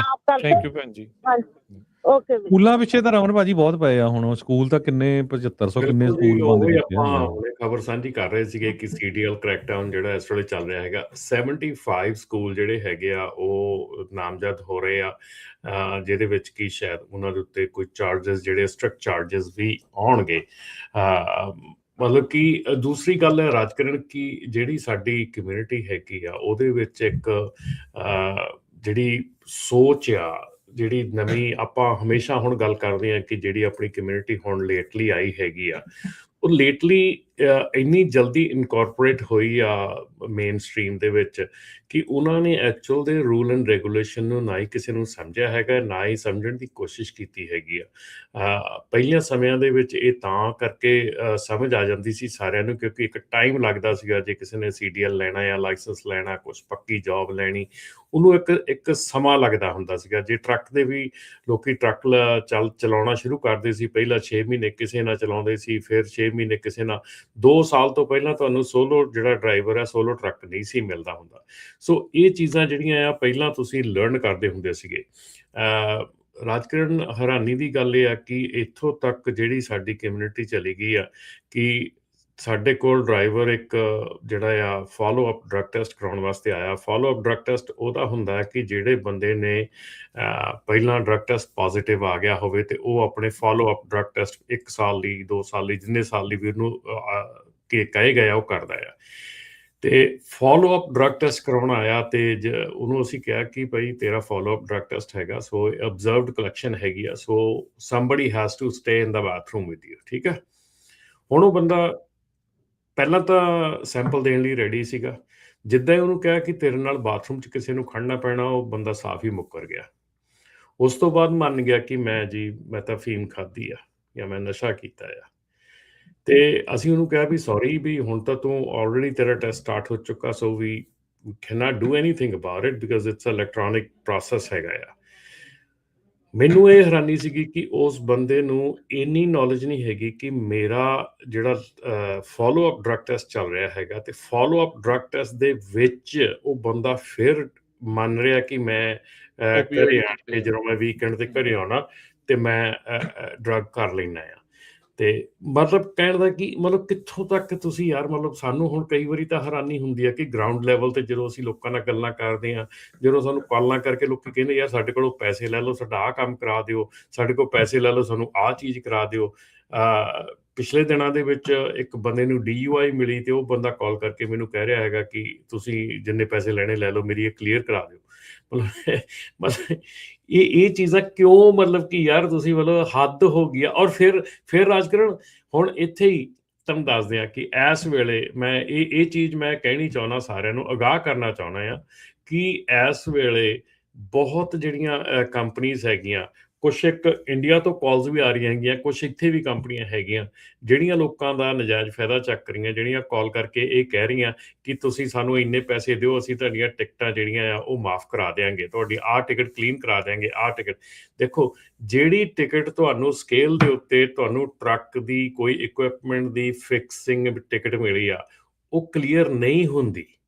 ਓਕੇ, ਸੋ ਇੰਨੀ ਗੱਲ ਸਮਝ ਲਓ ਕਿ ਕੋਈ ਵੀ ਟਿਕਟ ਜਿਹੜੀ ਤੁਹਾਨੂੰ ਸਕੇਲ ਦੇ ਉੱਤੇ ਤੁਹਾਨੂੰ ਤੁਹਾਡੇ ਟਰੱਕ ਨੂੰ ਮਿਲੀ ਆ, ਕਿਸੇ ਨੂੰ ਟਾਇਰਾਂ ਦੀ ਆ, ਕਿਸੇ ਨੂੰ ਏਅਰ ਲੀਕ ਦੀ ਆ, ਕਿਸੇ ਨੂੰ ਬ੍ਰੇਕਸ ਦੀ ਆ, ਕਿਸੇ ਨੂੰ ਕਿਸੇ ਚੀਜ਼ ਦੀ ਵੀ ਇਕੁਇਪਮੈਂਟ ਫਿਕਸਿੰਗ ਦੀ ਟਿਕਟ ਮਿਲੀ ਆ, ਉਹ ਕਦੀ ਵੀ ਤੁਹਾਡੇ ਰੈਕਡ ਤੋਂ ਕਲੀਨ ਨਹੀਂ ਹੁੰਦੀ। ਸੋ ਇਹ ਜਿਹੜੀ ਚੀਜ਼ ਆ ਇਹ ਪੱਲੇ ਬੰਨ ਲਓ। ਦੂਜੀ ਚੀਜ਼ ਆ ਕਿ ਜਿਹੜੀ ਤੁਹਾਡੀ ਮੂਵਿੰਗ ਵਾਇਲੇਸ਼ਨ ਆ, ਮੂਵਿੰਗ ਵਾਇਲੇਸ਼ਨ ਦੇ ਉੱਤੇ ਤੁਸੀਂ ਫਾਈਟ ਕਰ ਸਕਦੇ ਹੈਗੇ। ਤੁਸੀਂ ਇਹ ਕਹਿ ਸਕਦੇ ਆ ਕਿ ਮੈਨੂੰ ਗਲਤ ਦਿੱਤੀ ਗਈ ਜਾਂ ਕੁਛ ਵੀ ਤੁਹਾਡਾ ਪੱਖ ਹੈਗਾ ਤੁਸੀਂ ਰੱਖ ਸਕਦੇ ਆ। ਪਰ ਜੇ ਤੁਹਾਡਾ ਟਾਇਰ ਉੱਥੇ ਪੈਂਚਰ ਹੈਗਾ, ਉਹਦਾ ਕੀ ਪੱਖ ਰੱਖੋਗੇ, ਉਹਨੂੰ ਕਿੱਦਾਂ ਤੁਸੀਂ ਕਲੀਨ ਕਰਵਾਓਗੇ? ਸੋ ਜਿਹੜੀਆਂ ਫਿਕਸਿੰਗ ਟਿਕਟ ਆ ਜਾਂ ਕੋਈ ਵੀ ਤੁਹਾਡੀ ਇਕੁਇਪਮੈਂਟ ਟਿਕਟਸ ਹੈਗੀਆਂ ਜਾਂ ਤੁਹਾਨੂੰ ਮਸ਼ੀਨਰੀ ਨੂੰ ਕੋਈ ਚੀਜ਼ ਟਿਕਟ ਮਿਲੀ ਹੈਗੀ ਆ, ਉਹ ਤੁਹਾਡੀਆਂ ਦੁਬਾਰਾ ਤੋਂ ਕਲੀਨ ਇਨਸਪੈਕਸ਼ਨ ਹੋਣ ਤੋਂ ਬਾਅਦ ਹੌਲੀ ਹੌਲੀ ਉਹ ਤੁਹਾਡਾ ਸਕੋਰ ਥੱਲੇ ਜਾਂਦਾ ਆ। ਉਹਨੂੰ ਕੋਈ ਕਲੀਨ ਨਹੀਂ ਕਰ ਸਕਦੇ ਤੁਸੀਂ, ਉਹਨੂੰ ਕੋਈ ਸਾਫ਼ ਨਹੀਂ ਕਰ ਸਕਦੇ, ਉਹਨੂੰ ਕੁਛ ਨਹੀਂ ਕਰ ਸਕਦੇ। ਸੋ ਪਲੀਜ਼ ਕਿਰਪਾ ਕਰਕੇ, ਬਹੁਤ ਕੰਪਨੀਆਂ ਇਸ ਵੇਲੇ ਕਾਲ ਕਰਕੇ ਕਹਿ ਰਹੀਆਂ ਹੈਗੀਆਂ ਕਿ $250 ਦਿਓ, ਅਸੀਂ ਤੁਹਾਡੀ ਟਿਕਟ ਮਾਫ ਕਰਾ ਦਿੰਦੇ ਹਾਂ, ਕਰ ਦਿੰਦੇ ਹਾਂ। ਐਸਾ ਕੁਛ ਨਹੀਂ ਹੋਣ ਵਾਲਾ। ਜੇ ਤੁਹਾਨੂੰ ਫਿਕਸਿੰਗ ਟਿਕਟ ਜਾਂ ਤੁਹਾਡੇ ਇਕੁਇਪਮੈਂਟ ਨੂੰ ਟਿਕਟ ਮਿਲੀ ਆ, ਉਹ ਕਲੀਨ ਨਹੀਂ ਹੋ ਸਕਦੀ। ਜੀ ਬਿਲਕੁਲ। ਸੋ ਇਹ ਸਿਚੁਏਸ਼ਨਸ ਜਿਹੜੀਆਂ ਇਸ ਤਰੀਕੇ ਦੇ ਨਾਲ ਜਿਹੜੀਆਂ ਉਹ ਬਣੀਆਂ ਪਈਆਂ ਆ। ਰਮਨ ਜੀ, ਜਿੱਦਾਂ ਤੁਸੀਂ ਦੱਸਿਆ ਵੀ ਤੁਹਾਨੂੰ ਇਹ ਕਾਲ ਆਈ ਵੀ ਕਹਿੰਦੇ ਵੀ ਪੈਸੇ ਦੇ ਕੇ ਆਹ ਕਰ ਦਿਓ, ਉਹ ਕਰ ਦਿਓ, ਇਹ ਚੱਕਰ ਕੀ ਆ ਵੀ ਕਾਲਾਂ ਕਿਉਂ ਫਿਰ ਆ ਜਾਂਦੀਆਂ ਆ? ਇਹਦਾ ਮਤਲਬ ਇਹ ਕੰਮ ਇਦਾਂ ਦੇ ਹੋ ਰਹੇ ਹੋਣਗੇ, ਕੋਈ ਕਰਦੀ ਆ ਤਾਂ ਹੀ ਉਹ ਵੀ ਸਾਰਿਆਂ ਨੇ ਕਾਲਾਂ ਕਰਕੇ ਪੁੱਛ ਰਹੇ ਆ? ਫਿਰ ਬਿਲਕੁਲ ਰਾਜਕੁਮਾਰ, ਹੋ ਰਹੇ ਆ ਕੰਮ, ਇਹ ਹੋ ਰਹੇ ਆ। ਜੇ ਡਰੱਗ ਟੈਸਟਿੰਗ ਦੀ ਗੱਲ ਕਰੀਏ, ਇਹੋ ਜਿਹੇ ਲੋਕਾਂ ਦੀ ਡਰੱਗ ਟੈਸਟ ਕਿਤੇ ਤਾਂ ਪਾਸ ਹੋ ਰਹੇ ਆ ਨਾ। ਜੇ ਇਦਾਂ ਦੇ ਲਾਇਸੈਂਸ ਦੀ ਗੱਲ ਕਰੀਏ, ਕੋਈ ਤਾਂ ਉਹਨਾਂ ਨੂੰ ਪਾਸ ਕਰਵਾ ਰਿਹਾ ਨਾ, ਕੋਈ ਤਾਂ ਕੁਛ ਕਰ ਰਿਹਾ ਹੈਗਾ ਨਾ। ਇਦਾਂ ਦੀਆਂ ਚੀਜ਼ਾਂ ਕਿ ਜੇ ਹੋ ਰਹੀਆਂ ਤਾਂ ਹੀ ਬੰਦਾ ਭੱਜ ਦੌੜ ਕਰਦਾ ਹੈਗਾ, ਨਹੀਂ ਤਾਂ ਅਦਰਵਾਈਜ਼ ਜੇ ਪਤਾ ਹੋਵੇ ਵੀ ਨਹੀਂ ਹੋਣੀਆਂ ਹੈਗੀਆਂ ਤੇ ਕਿਉਂ ਕਰੇ। ਜੀ, ਤੇ ਆਪਾਂ ਕਾਲਸ ਵੱਲ ਨੂੰ ਵੀ ਨਾਲ ਵਧਾਂਗੇ। ਆਪਣੇ ਨਾਲ ਕੁਝ ਮਿੰਟਾਂ ਦੇ ਲਈ ਨਿਰਮਲ ਮਾਨ ਜੀ ਜਿਹੜੇ ਆ ਉਹ ਵੀ ਆਪਣੇ ਨਾਲ ਗੱਲਬਾਤ ਕਰਨਗੇ ਤੇ ਫਿਰ ਆਪਾਂ ਦੁਬਾਰਾ ਕਾਲਸ ਵਾਲੇ ਸਿਲਸਿਲੇ ਵੱਲ ਨੂੰ ਵਧਦੇ ਹਾਂ। ਨਿਰਮਲ ਮਾਨ ਜੀ ਆਇਆਂ ਨੂੰ, ਸਵਾਗਤ ਹੈ ਜੀ। ਸਤਿ ਸ਼੍ਰੀ ਅਕਾਲ ਜੀ।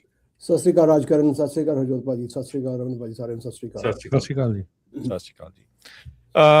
ਨਿਰਮਲ ਮਾਨ ਜੀ, ਸੋ ਲੇਟੈਸਟ ਕੀ ਸਿਚੁਏਸ਼ਨ ਚੱਲ ਰਹੀ ਆ ਇਸ ਇਕਨੋਮਿਕ ਜਿਹੜੇ ਹਾਲਾਤਾਂ ਨੂੰ ਜਿਹੜਾ ਉਹ ਲੈ ਕੇ, ਖਾਸ ਕਰਕੇ ਜੇ ਆਪਾਂ ਡੈਟ ਦੀ ਗੱਲ ਕਰੀਏ ਤਾਂ? ਬਿਲਕੁਲ ਜਨਰਲੀ ਮੈਂ ਗੱਲ ਕਰਦੇ ਹੁੰਦੇ, ਪਰ ਥੋੜੀ ਜਿਹੀ ਗੱਲ ਕਰਨ ਤੋਂ ਪਹਿਲਾਂ ਮੈਂ ਅੱਗੇ ਆਪਣੇ ਰਮਨ ਭਾਜੀ ਗੱਲ ਕਰਦੇ ਹੋਣੇ ਮੈਨੂੰ ਲੈ ਕੇ ਜਾਵਾਂਗਾ। ਭਾਜੀ ਕਹਿੰਦੇ ਹਨ ਕਿ ਜਿੱਦਾਂ ਕਿ ਆਪਾਂ ਕੋਈ ਵੀ ਅੱਜ ਕੱਲ੍ਹ ਕਰਦੇ ਗੱਲਾਂ ਟਿਕਟਾਂ ਦੀਆਂ ਕਿ ਆਹ ਕਰਾ ਲਾਂਗੇ। ਸੋ ਹਰ ਬਿਜ਼ਨਸ ਦੇ ਵਿੱਚ ਇੱਦਾਂ ਹੁੰਦਾ ਕਿ ਆਹ ਕਰਾ ਦਾਂਗੇ ਤੁਹਾਡਾ ਕੰਮ, ਚਾਹੇ ਕ੍ਰੈਡਿਟ ਫਿਕਸ ਕਰਾਉਣਾ ਜੀ, ਚਾਹੇ ਤੁਸੀਂ ਡੈਟ ਸੈਟਲ ਕਰਾਉਣਾ।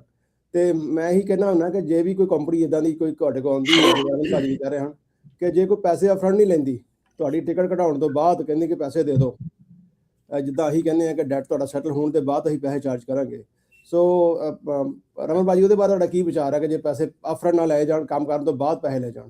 ਦੇਖੋ ਜੀ, ਉਹ ਤਾਂ ਕਈ ਦੇਖੋ ਬਿਜ਼ਨਸਿਸ ਐਸੇ ਹੁੰਦੇ ਆ ਕਿ ਜਿਨ੍ਹਾਂ ਦੇ ਵਿੱਚ ਇਹ ਚੀਜ਼ ਜਿਹੜੀ ਆ, ਜਦੋਂ ਜਿਸ ਤਰ੍ਹਾਂ ਤੁਹਾਡਾ ਬਿਜ਼ਨਸ ਹੈਗਾ ਆ, ਤੁਹਾਡੇ ਬਿਜ਼ਨਸ ਦੇ ਵਿੱਚ ਮੈਂ ਜਾਣਦਾ ਹਾਂ ਕਿ ਇਹ ਚੀਜ਼ ਤੁਸੀਂ ਕਹਿੰਦੇ ਆ ਔਰ ਚੱਲਦੀ ਹੈਗੀ ਆ।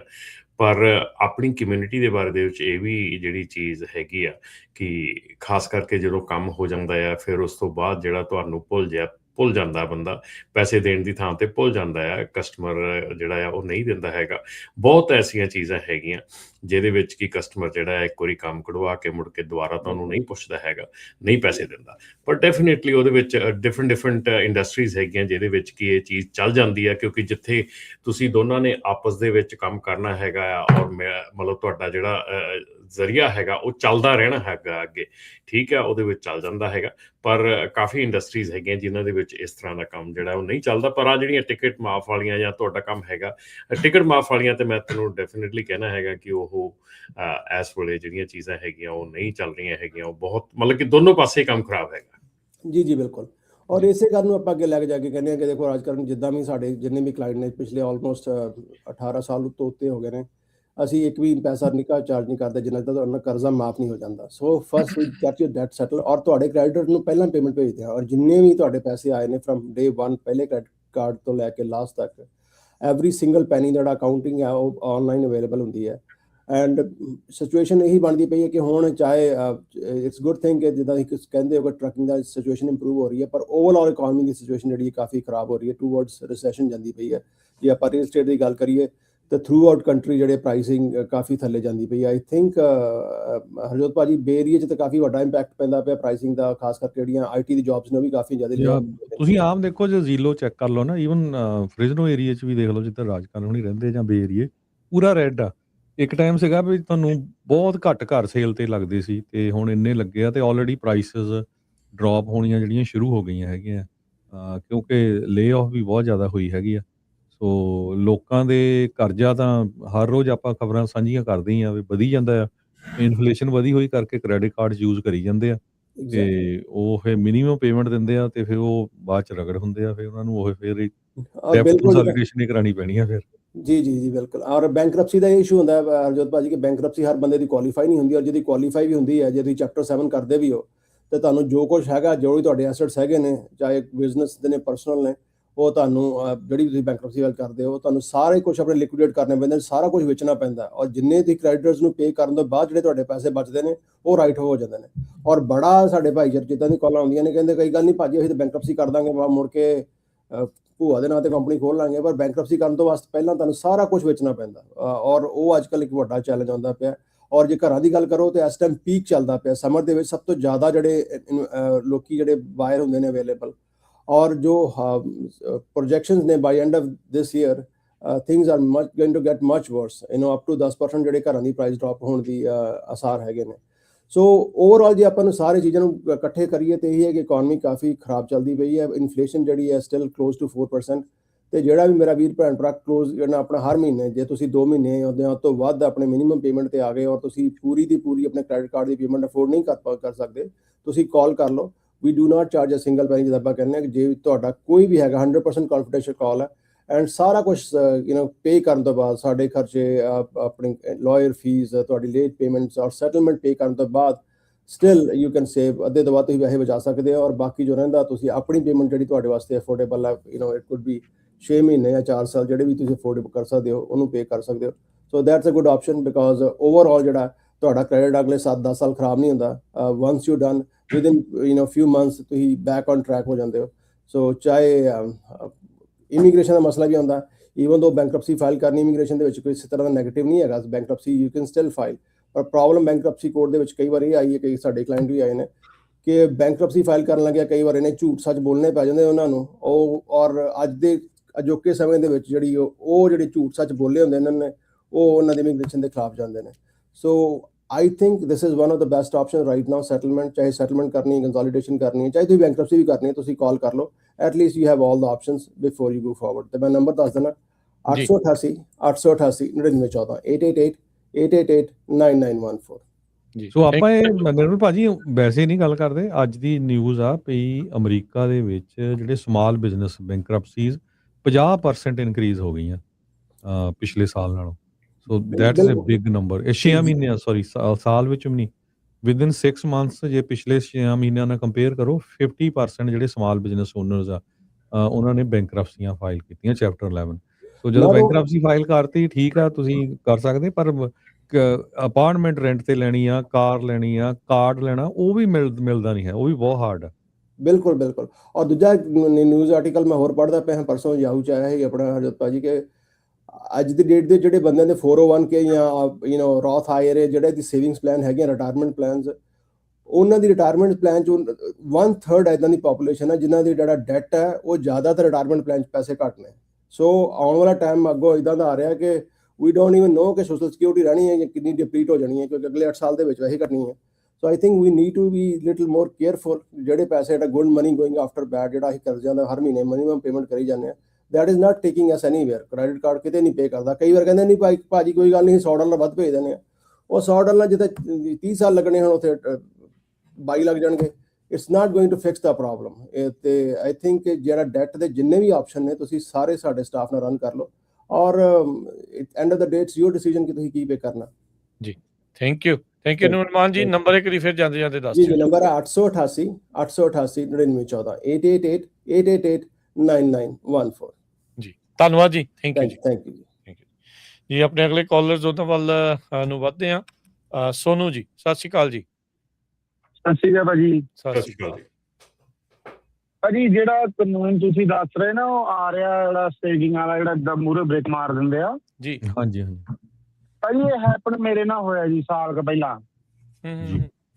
ਮੈਂ ਇੱਥੋਂ ਲੋਡ ਲੈ ਕੇ ਗਿਆ ਫਲੋਰੀਡਾ ਬੰਪਾਨੋ ਬੀਚ ਹੈ ਨਾ, ਤੇ ਉੱਥੇ ਮੈਂ ਲੋਡ ਲਾਇਆ ਸ਼ਾਮ ਨੂੰ, ਤੇ ਰਾਤ ਨੂੰ ਮੈਂ ਵਾਪਸ ਆ ਕੇ ਇੱਧਰ ਜਾਰਜੀਆ ਤੋਂ ਲੋਡ ਚੱਕਣਾ ਸੀਗਾ, ਤੇ ਮੈਂ ਆ ਰਿਹਾ ਸੀਗਾ ਤੇ ਏਦਾਂ ਹੀ ਕੋਈ ਟ੍ਰੈਫਿਕ ਨਹੀਂ, 40 ਦੀ ਸਪੀਡ ਸੀਗੀ ਹਨਾ, ਤੇ ਏਦਾਂ ਹੀ ਕਾਰ ਉਹਨਾਂ ਨੇ ਚੜਾਈ ਤੇ ਆ ਕੇ ਲਾਈਕ ਵਧੀਆ ਉਹ ਕਾਰ ਜਾ ਰਹੀ ਆ, ਇੱਕਦਮ ਉਹਨਾਂ ਨੇ ਬ੍ਰੇਕਾਂ ਮਾਰਿਆ, ਮੇਰਾ ਟਰੱਕ ਪਿੱਛੋਂ ਜਾ ਕੇ ਉਹਦੇ ਹਿੱਟ ਕਰ ਗਿਆ ਹਨਾ ਗੱਡੀ ਨੂੰ। ਤੇ ਬਾਅਦ ਵਿੱਚ ਉਹ ਜਿੱਦਾਂ ਯੰਗ ਜੀ ਕਾਲੀ ਡਰਾਈਵ ਕਰਦੀ ਸੀਗੀ ਤੇ ਇੱਕ ਥੋੜੀ ਜਿਹੀ ਓਲਡਰ ਲੇਡੀ ਨਗਰ ਬੈਠੀ, ਉਹ ਓਦਾਂ ਹੀ ਐਕਟਿੰਗ ਜੀ ਕਰ ਲਾ, ਮੇਰੇ 7 ਵੱਜ ਗਈ ਏਦਾਂ। ਮੈਂ ਪੁਲਿਸ ਨੂੰ ਕਾਲ ਕੀਤੀ, ਪੁਲਿਸ ਆਈ ਹਨਾ, ਉਹਨਾਂ ਨੇ ਚੈੱਕ ਵਗੈਰਾ ਏਦਾਂ ਮੈਂ ਦੇਖਿਆ ਵੀ ਚੈੱਕ ਤਾਂ ਕਰਦੇ ਹੀ ਆ ਵੀ ਬੰਦੇ ਦੀ ਸ਼ਰਾਬ ਸ਼ਰੂਬ ਜਾਂ ਕੁਛ ਨਾ ਹਨਾ ਖਾਧਾ ਪੀਤਾ ਨਾ ਹੋਵੇ। ਡਰਾਈਵਰ ਚੈੱਕ ਕੀਤਾ, ਸਾਰਾ ਕੁਛ ਓਕੇ ਠੀਕ ਆ। ਉਹ ਮੈਨੂੰ ਟਿਕਟ ਦੇ ਗਏ ਵੀ ਜਿੱਦਾਂ ਵੀ ਡਿਸਟੈਂਸ ਥੋੜਾ ਰੱਖਿਆ ਤੂੰ ਹਨਾ ਉਹਦੇ ਵਿੱਚ। ਬਾਅਦ ਵਿੱਚ ਮੈਂ ਕੋਰਟ 'ਚ ਗਿਆ ਜੀ, ਤੇ ਕੋਰਟ ਦੇ ਵਿੱਚ ਸਾਰਾ ਕੁਛ ਟਿਕਟ ਵਗੈਰਾ ਡਿਸਮਿਸ ਹੋ ਗਈ ਹਨਾ। ਤੇ ਬਾਅਦ ਵਿੱਚ ਪਤਾ ਲੱਗਾ ਉਦੋਂ ਉਹ $80,000 ਦਾ ਕਲੇਮ ਲੈ ਗਏ ਸੀਗੇ ਇੰਸ਼ੋਰੈਂਸ ਤੋਂ, ਤੇ ਉਹਨਾਂ ਦਾ ਪਾਸ ਹੋ ਗਿਆ। ਫਿਰ ਬਾਅਦ ਵਿੱਚ ਜਦੋਂ ਕੋਰਟ 'ਚ ਗਏ ਤੇ ਉਸ ਤੋਂ ਬਾਅਦ ਪੁਲਿਸ ਨੇ ਇਨਵੈਸਟੀਗੇਟ ਕੀਤਾ, ਉਹ ਕਹਿੰਦੇ 2 ਵਾਰੀ ਇਹਨਾਂ ਨੇ ਪਹਿਲਾਂ ਵੀ ਲਿਆ ਹੋਇਆ ਏਦਾਂ ਹੀ। ਤੇ ਇੰਸ਼ੋਰੈਂਸ ਨੂੰ ਮੈਂ ਬਾਅਦ ਚ ਮੇਰੇ ਕੋਲ ਵੀਡੀਓ ਸੀਗੀ, ਸਾਰਾ ਕੁਛ ਡੈਸ਼ ਕੈਮ ਦੀ, ਇੰਸ਼ੋਰੈਂਸ ਨੂੰ ਭੇਜਿਆ। ਉਹ ਕਹਿੰਦੇ ਹੁਣ ਤਾਂ ਉਹ ਕਲੇਮ ਲੈ ਗਏ ਆ, ਵੀ ਹੁਣ ਪੁਲਿਸ ਦੀ ਰਿਪੋਰਟ ਆਈ ਆ, ਵੀ ਹੁਣ ਅਸੀਂ ਅਗਲਾ ਦੇਖਦੇ ਆ ਵੀ ਕੀ ਕਰ ਸਕਦੇ ਆ। ਇਹ ਚ ਮੈਂ ਕਿਹਾ ਫਿਰ ਮੇਰਾ ਮੈਂ ਕੀ ਕਰਾਂ, ਕਿ ਤੂੰ ਦੱਸੋ ਕਿ ਤੂੰ ਇੰਸ਼ੋਰੈਂਸ ਤੇਰੀ ਸੀ ਉਹ ਕਲੇਮ ਤਾਂ ਵੀ ਉਹਦਾ ਆਲਰੇਡੀ ਉਹਨਾਂ ਨੇ 2 ਵਾਰੀ ਪਹਿਲਾਂ ਵੀ ਏਦਾਂ ਹੀ ਕਲੇਮ ਕਰਕੇ ਤੇ ਲਏ ਹੋ ਪੈਸੇ। ਏਦਾਂ ਕਰਦੇ ਆ ਜੀ ਲੋਕ ਬਹੁਤ। ਇਹ ਤਾਂ ਵਧੀਆ ਚੀਜ਼ ਆ ਮੇਰੇ ਹਿਸਾਬ ਨਾਲ, ਜੇ ਆ ਜੇ ਤਾਂ ਪਾਸ ਹੋ ਜਾਏ ਜੀ। ਥੈਂਕ ਯੂ ਜੀ, ਧੰਨਵਾਦ। ਓਕੇ ਜੀ। ਜੀ ਜਸਵੰਤ ਜੀ। ਸਤਿ ਸ਼੍ਰੀ ਅਕਾਲ ਭਾਜੀ। ਸਤਿ ਸ਼੍ਰੀ ਅਕਾਲ ਜੀ। ਤਾਂ ਭਾਜੀ ਮੈਂ ਨਾ ਆਪਣਾ ਮੈਡੀਕਲ ਅਪਡੇਟ ਕਰਾਇਆ ਸੀਗਾ, ਸੇਮ ਡੇਟ ਤੇ ਉਹਨਾਂ ਨੇ ਭਾਜੀ ਮੇਰਾ ਆਪਣਾ ਲਾਇਸੈਂਸ ਕੈਂਸਲ ਕਰ ਦਿੱਤਾ। ਮੇਰਾ 1.5 ਸਾਲ ਦਾ ਲਾਇਸੈਂਸ ਪਿਆ ਸੀਗਾ। ਤੇ ਤੁਸੀਂ ਜਿਹੜਾ ਮੈਡੀਕਲ ਅਪਡੇਟ ਕਰਾਇਆ ਸੀਗਾ ਉਹ ਤੁਹਾਡਾ ਮਤਲਬ ਤੁਸੀਂ 30 ਡੇਜ਼ ਦੇ ਵਿੱਚ ਕਰਾਇਆ ਜਾਂ ਪਹਿਲਾਂ ਕਰਾਇਆ ਸੀ? ਮੈਂ ਪਹਿਲਾਂ ਭਾਜੀ ਕਰਾਇਆ ਸੀਗਾ। ਨਹੀਂ ਮਤਲਬ ਤੁਸੀਂ ਇੱਥੇ ਕਿੰਨੇ ਦਿਨ ਰਹਿੰਦੇ ਸੀ ਤੁਹਾਡੇ ਮੈਡੀਕਲ ਦੇ? ਜੇ ਮੇਰੇ ਭਾਜੀ ਆਪਣੇ 15 ਕੁ ਦਿਨ ਰਹਿੰਦੇ ਸੀਗੇ। ਓਕੇ ਯਾ ਮੋਸਟਲੀ ਦੇਖਿਆ ਕਿ ਜਿਨ੍ਹਾਂ ਦੇ ਲਾਇਸੈਂਸ ਇੱਦਾਂ ਕੈਂਸਲ ਹੁੰਦੇ ਆ ਉਹ ਟੂ ਅਰਲੀ ਮੈਡੀਕਲ ਕਰਵਾ ਲੈਂਦੇ ਆ। ਉਹਨਾਂ ਦੇ ਮੇਰੇ 15 ਕੁ ਦਿਨ ਰਹਿੰਦੇ ਸੀਗੇ ਉਦੋਂ। ਉਹ ਤਾਂ ਫਿਰ ਠੀਕ ਹੈ। ਫਿਰ ਡੈਫੀਨੇਟਲੀ ਅਗੇਨ DMV ਦੇ ਨਾਲ ਆਈ ਡੋਂਟ ਨੋ ਕਿ ਬਿਲਕੁਲ ਹੀ ਵਿਸ਼ਵਾਸ ਉੱਠ ਗਿਆ DMV ਤੇ ਕੀ ਇਹ ਕਰ ਸਕਦੇ ਕੀ ਨਹੀਂ ਕਰ ਸਕਦੇ। ਹਾਂ ਹਾਂਜੀ ਭਾਜੀ ਮੈਂ DMV ਦੀ ਜਾ ਕੇ ਪੁੱਛਿਆ, ਕਹਿੰਦਾ ਤੂੰ ਸਿਟੀਜ਼ਨ? ਮੈਂ ਕਿਹਾ ਨਹੀਂ, ਮੈਂ ਵਰਕ ਪਰਮਿਟ ਤੇ। ਕਹਿੰਦਾ that's the reason non domicile. Yep ਬਿਲਕੁਲ। ਕਹਿੰਦਾ ਨੌਨ ਡੋਮਿਸਾਈਲ ਤਾਂ ਕਰਕੇ ਉਹਨਾਂ ਭਾਜੀ ਉਹਨਾਂ ਮੈਨੂੰ ਕਾਗਜ਼ ਦਾ ਦਿੱਤਾ, ਉਹ ਵੀ ਨਹੀਂ ਦੇਣ ਡਿਆ ਮੈਨੂੰ। ਮੇਰੇ ਕੋਲ ਮਹੀਨਾ ਹੋ ਚੱਲਾ, ਮੈਨੂੰ ਆਪਣੇ ਮੇਰੀ ਹਾਰਡ ਕਾਪੀ ਵੀ ਨਹੀਂ ਆਉਣ ਡਈ ਹਲੇ ਤਾਈਂ। ਉਹ ਤਾਂ ਹੁਣ ਕਈਆਂ ਦੀ ਉਹ ਰੋਕੀ ਫਿਰਦੇ ਆ, ਹੁਣ ਤਾਂ ਉਹ ਦੂਜਿਆਂ ਨੂੰ ਵੀ ਦੇਈ ਜਾਂਦੇ ਆ ਵੀ ਟੈਸਟ ਦਿਓ, ਦੁਬਾਰਾ ਟੈਸਟ ਦਿਓ। ਮੈਨੂੰ ਟੈਸਟ ਦੇਣ ਨੂੰ ਉਹਨਾਂ ਨੇ ਕੁਝ ਵੀ ਕਿਹਾ, ਉਦਾਂ ਮੈਨੂੰ ਕਹਿੰਦੇ ਵੀ ਤੇਰੀ ਹਾਰਡ ਕਾਪੀ ਆ ਜਾਊਗੀ, ਪਰ ਉਹਨਾਂ ਮੈਨੂੰ ਜਿੱਦਾਂ ਹੁਣ ਆਪਣੇ ਪਰਮਿਟ ਜਿਹੜਾ ਉਹ ਦੇ ਦਿੱਤਾ 3 ਮਹੀਨਿਆਂ ਦਾ, ਹਾਲੇ ਤੇ ਮੈਨੂੰ ਕੁਛ ਨਹੀਂ, ਇੱਦਾਂ ਦੀ ਕੋਈ ਮੇਲ ਨਹੀਂ, ਮੈਨੂੰ ਮੇਲ ਵੀ ਨਹੀਂ ਆਈ ਸੀਗੀ ਭਾਜੀ। ਜਦੋਂ ਮੇਰਾ ਲਾਇਸੈਂਸ ਕੈਂਸਲ ਹੋਇਆ, ਮੈਨੂੰ ਆਪਣੇ ਜਿਹੜੀ ਮੇਰੀ ਆਪਣੇ ਕੰਪਨੀ 'ਚ ਕੰਮ ਕਰਦਾ ਸੀ ਉਹਨਾਂ ਦੇ ਜਿਹੜੀ ਇੰਸ਼ੋਰੈਂਸ ਸੀ ਉਹਨਾਂ ਨੇ ਭੇਜੀ ਉਹਨੂੰ ਫੋਟੋ। ਬਿਲਕੁਲ ਅਸੀਂ ਵੀ ਉਹਨਾਂ ਨੇ ਦੱਸਿਆ ਵੀ ਤੇਰਾ ਲਾਇਸੈਂਸ ਕੈਂਸਲ ਹੋ ਚੁੱਕਾ। ਹਾਂਜੀ, ਇਹ ਸਾਡੇ ਨਾਲ ਵੀ ਹੋਇਆ ਹੈਗਾ। ਅਸੀਂ ਚੈੱਕ ਕੀਤਾ ਸੀਗਾ ਬੰਦੇ ਦਾ 3 ਸਾਲ ਰਹਿੰਦੇ ਸੀ, ਤੁਸੀਂ ਤੁਹਾਡਾ 1.5 ਸਾਲ ਰਹਿੰਦੇ ਸੀ, ਉਹਦੇ 3 ਸਾਲ ਰਹਿੰਦੇ ਸੀ ਅਜੇ ਲਾਇਸੈਂਸ ਐਕਸਪਾਇਰ ਹੋਣ ਦੇ। ਹਾਂਜੀ ਹਾਂਜੀ, ਅੱਛਾ, ਜਦੋਂ ਚੈੱਕ ਕੀਤਾ ਤੇ ਉਹਦਾ 29 ਅਕਤੂਬਰ 'ਚ ਐਕਸਪਾਇਰ ਹੋਣਾ ਸੀਗਾ। ਜਦੋਂ ਉਹਦੀ DMV ਸਾਈਟ ਤੇ ਉਹਦਾ ਲਾਇਸੈਂਸ ਤੇ ਅਸੀਂ ਮੈਡੀਕਲ ਅਪਡੇਟ ਕੀਤਾ ਤੇ ਚੈੱਕ ਕੀਤਾ, ਉਹਦਾ ਲਾਇਸੈਂਸ ਜਿਹੜਾ ਸੀਗਾ ਉਹ ਅਕਤੂਬਰ 26 'ਚ ਐਕਸਪਾਇਰ ਕਰਤਾ ਉਹਨਾਂ ਨੇ। ਸੋ ਆਉਣ ਵਾਲੇ ਅਕਤੂਬਰ ਦੇ ਜਦੋਂ ਐਕਸਪਾਇਰ ਹੋ ਜਾਣਾ ਸੀ, ਉਹਦੇ ਕੋਲ 6 ਮਹੀਨੇ ਬਚ ਗਏ ਸੀਗੇ। ਹਾਂਜੀ ਭਾਈ, ਜਿਹੜਾ ਮੇਰਾ ਆਪਣਾ ਜਿੱਦਾਂ ਵੀ ਆਪਣਾ ਵਰਕ ਪਰਮਿਟ ਮੇਰਾ ਆਪਣੇ 2030 'ਚ ਐਕਸਪਾਇਰ ਹੋਣਾ ਸੀਗਾ ਤੇ ਮੇਰਾ ਲਾਇਸੈਂਸ ਜਿਹੜਾ ਐਕਸਪਾਇਰ ਹੋਣਾ ਸੀਗਾ ਆਪਣੇ 27 ਵਿੱਚ ਹੋਣਾ ਸੀਗਾ। ਹਾਂਜੀ, ਸੋ ਉਹਨਾਂ ਨੇ ਮੈਨੂੰ ਕੋਈ ਮੇਲ ਕੁਛ ਨਹੀਂ ਭੇਜਿਆ। ਹਾਂਜੀ ਰਾਜਕਰਨ, ਇਹ ਵੀ ਇੱਕ ਬਹੁਤ ਇੰਪੋਰਟੈਂਟ ਸਿਚੁਏਸ਼ਨ ਹੈਗੀ ਆ ਔਰ ਖਬਰ ਵੀ ਆ ਔਰ ਇੱਕ ਇੰਪੋਰਟੈਂਟ ਗੱਲ ਵੀ ਆ ਸਾਰੀਆਂ ਕੰਪਨੀਆਂ ਵਾਸਤੇ ਕਿ ਜਿੰਨੀਆਂ ਵੀ ਤੁਹਾਡੀਆਂ ਡਰਾਈਵਰ ਫਾਈਲਸ ਹੈਗੀਆਂ, ਡਰਾਈਵਰਸ ਦੇ ਰੈਕਰਡਸ ਹੈਗੇ ਆ, ਜਿੰਨੇ ਵੀ ਡਰਾਈਵਰ ਤੁਹਾਡੇ ਕੰਮ ਕਰਦੇ ਆ, ਕਾਫੀ ਕੰਪਨੀਜ਼ ਦੀ ਕਾਲ ਆਉਂਦੀ ਹੈ ਕਿ ਸਾਨੂੰ ਪਤਾ ਹੀ ਨਹੀਂ ਸੀਗਾ ਸਾਡੇ ਡਰਾਈਵਰ ਦਾ ਲਾਇਸੈਂਸ ਕੈਂਸਲ ਹੋ ਚੁੱਕਾ ਆ। ਜੇ ਤੁਸੀਂ ਕੈਲੀਫੋਰਨੀਆ DMV ਨਾਲ ਕੰਮ ਕਰਦੇ ਆ, EPN ਨੋਟਿਸ ਦੇ ਲਈ ਤੁਸੀਂ ਨਹੀਂ ਸਾਈਨ ਅਪ ਕੀਤਾ ਤੇ ਪਲੀਜ਼ ਆਪਣੀ ਕੰਪਨੀ ਨੂੰ EPN ਨੋਟਿਸ ਦੇ ਵਿੱਚ, EPN ਦੇ ਵਿੱਚ ਜ਼ਰੂਰ ਹਰ ਡਰਾਈਵਰ ਨੂੰ ਐਨਰੋਲ ਕਰੋ। PSP ਰਿਪੋਰਟ ਆਪਾਂ ਜਿਹੜੇ MVR ਰਿਪੋਰਟ ਪੁੱਲ ਕਰ ਲਈਦੀ ਆ, PSP ਰਿਪੋਰਟ ਪੁੱਲ ਨਹੀਂ ਕਰਦੇ ਹੈਗੇ। ਮੈਜੋਰਟੀ ਕੰਪਨੀਆਂ ਜਿਹੜੀਆਂ ਹੈਗੀਆਂ PSP ਰਿਪੋਰਟ ਜਿਹੜੀ ਆ ਉਹ ਵੀ ਪੁੱਲ ਕਰਨੀ ਜ਼ਰੂਰੀ ਹੈਗੀ ਆ। ਜਿਹੜੀ MVR ਰਿਪੋਰਟ ਦੇ ਨਾਲ ਨਾਲ MVR ਮੋਨੀਟਰਿੰਗ ਜਿਹੜੀ ਆ ਉਹ ਜ਼ਰੂਰੀ ਹੈਗੀ ਆ।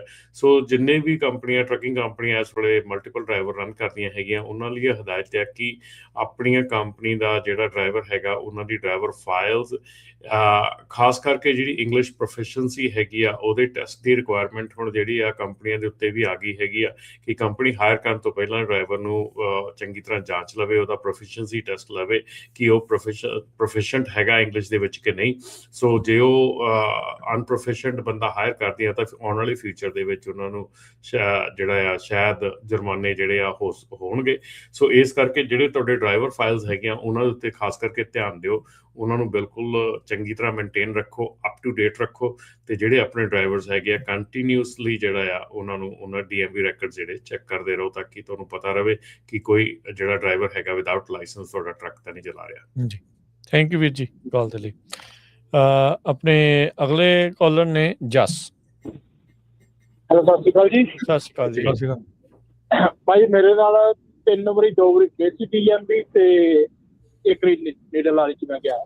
ਪਹਿਲੋਂ ਪਿਛਲੇ ਸਾਲ ਮੈਂ ਲਾਇਸੈਂਸ ਰੀਸਟੇਨ ਕਰਾਇਆ, 1.5 ਮਹੀਨਾ ਮੈਂ ਵੇਟ ਕਰਦਾ ਰਿਹਾ। ਉਹਨਾਂ ਨੇ ਮੈਨੂੰ 60 ਦਿਨ ਦਾ ਦੇ ਦਿੱਤਾ ਤੇ ਮੈਂ ਉਸ ਤੋਂ ਬਾਅਦ ਕਾਰ ਚਲਾ ਕੇ ਮੈਂ ਕਿਤੇ ਆ ਜੂਗਾ। ਜਦੋਂ ਮੈਂ 60 ਦਿਨਾਂ ਬਾਅਦ ਪ੍ਰਿੰਟ ਆਊਟ ਜਾ ਕੇ ਕਢਾਇਆ ਤੇ ਉੱਥੇ ਸਟਿਲ ਕੈਂਸਲ ਆ ਰਿਹਾ। ਫਿਰ ਮੈਂ ਉਹਨਾਂ ਨੂੰ ਦਿਖਾਇਆ, ਫਿਰ ਉਹਨਾਂ ਨੇ ਸੈਕਰਾਮੈਂਟੋ ਕਾਲ ਕੀਤੀ ਤੇ ਫਿਰ ਰਾਈਟ ਵੇ ਅਪਡੇਟ ਹੋ ਗਿਆ ਤੇ 7 ਦਿਨਾਂ 'ਚ ਦਿਖਾਤਾ। ਹੁਣ ਮੇਰਾ ਰਿਨਿਊ ਹੋਣਾ ਸੀ, ਮੈਂ ਟੈਸਟ ਪਾਸ ਸਾਰੇ ਰਿਟਨ ਟੈਸਟ ਦੇ ਕੇ ਫਿਰ ਮੈਨੂੰ 60 ਦਿਨ ਦਾ ਦੇ ਦਿੱਤਾ। ਫਿਰ ਮੈਂ ਚੈੱਕ ਕਰ ਲਿਆ 15 ਦਿਨਾਂ ਬਾਅਦ ਹੀ ਆਨਲਾਈਨ ਦੇ ਉੱਤੇ ਜਾ ਕੇ, ਉੱਥੇ ਮੈਨੂੰ ਮੈਂ ਫਿਰ ਜਾ ਕੇ ਪ੍ਰਿੰਟ ਆਊਟ ਕਢਾਓ। ਫਿਰ ਉਹ ਮੈਨੂੰ ਕਹਿੰਦੇ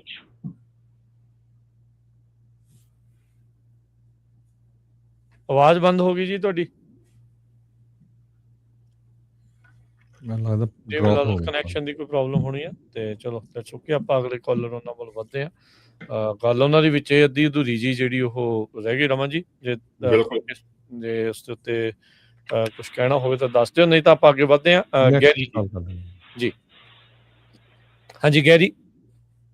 ਹਾਂਜੀ, ਸਤਿ ਸ਼੍ਰੀ ਅਕਾਲ ਭਾਜੀ ਸਾਰਿਆਂ ਨੂੰ। ਸਤਿ ਸ਼੍ਰੀ ਅਕਾਲ ਜੀ। ਭਾਜੀ ਜਿਸ ਤਰ੍ਹਾਂ ਢੱਲੋਂ ਭਾਜੀ ਕਹਿੰਦੇ ਹੁੰਦੇ, ਮੈਂ ਸੁਣਦਾ ਰਹਿੰਦਾ ਰੈਗੂਲਰ ਪ੍ਰੋਗਰਾਮ ਵੀ A-B ਦੇ ਹੀ ਲੋਡ ਚੱਕੋ, ਹੈ ਨਾ ਭਾਜੀ।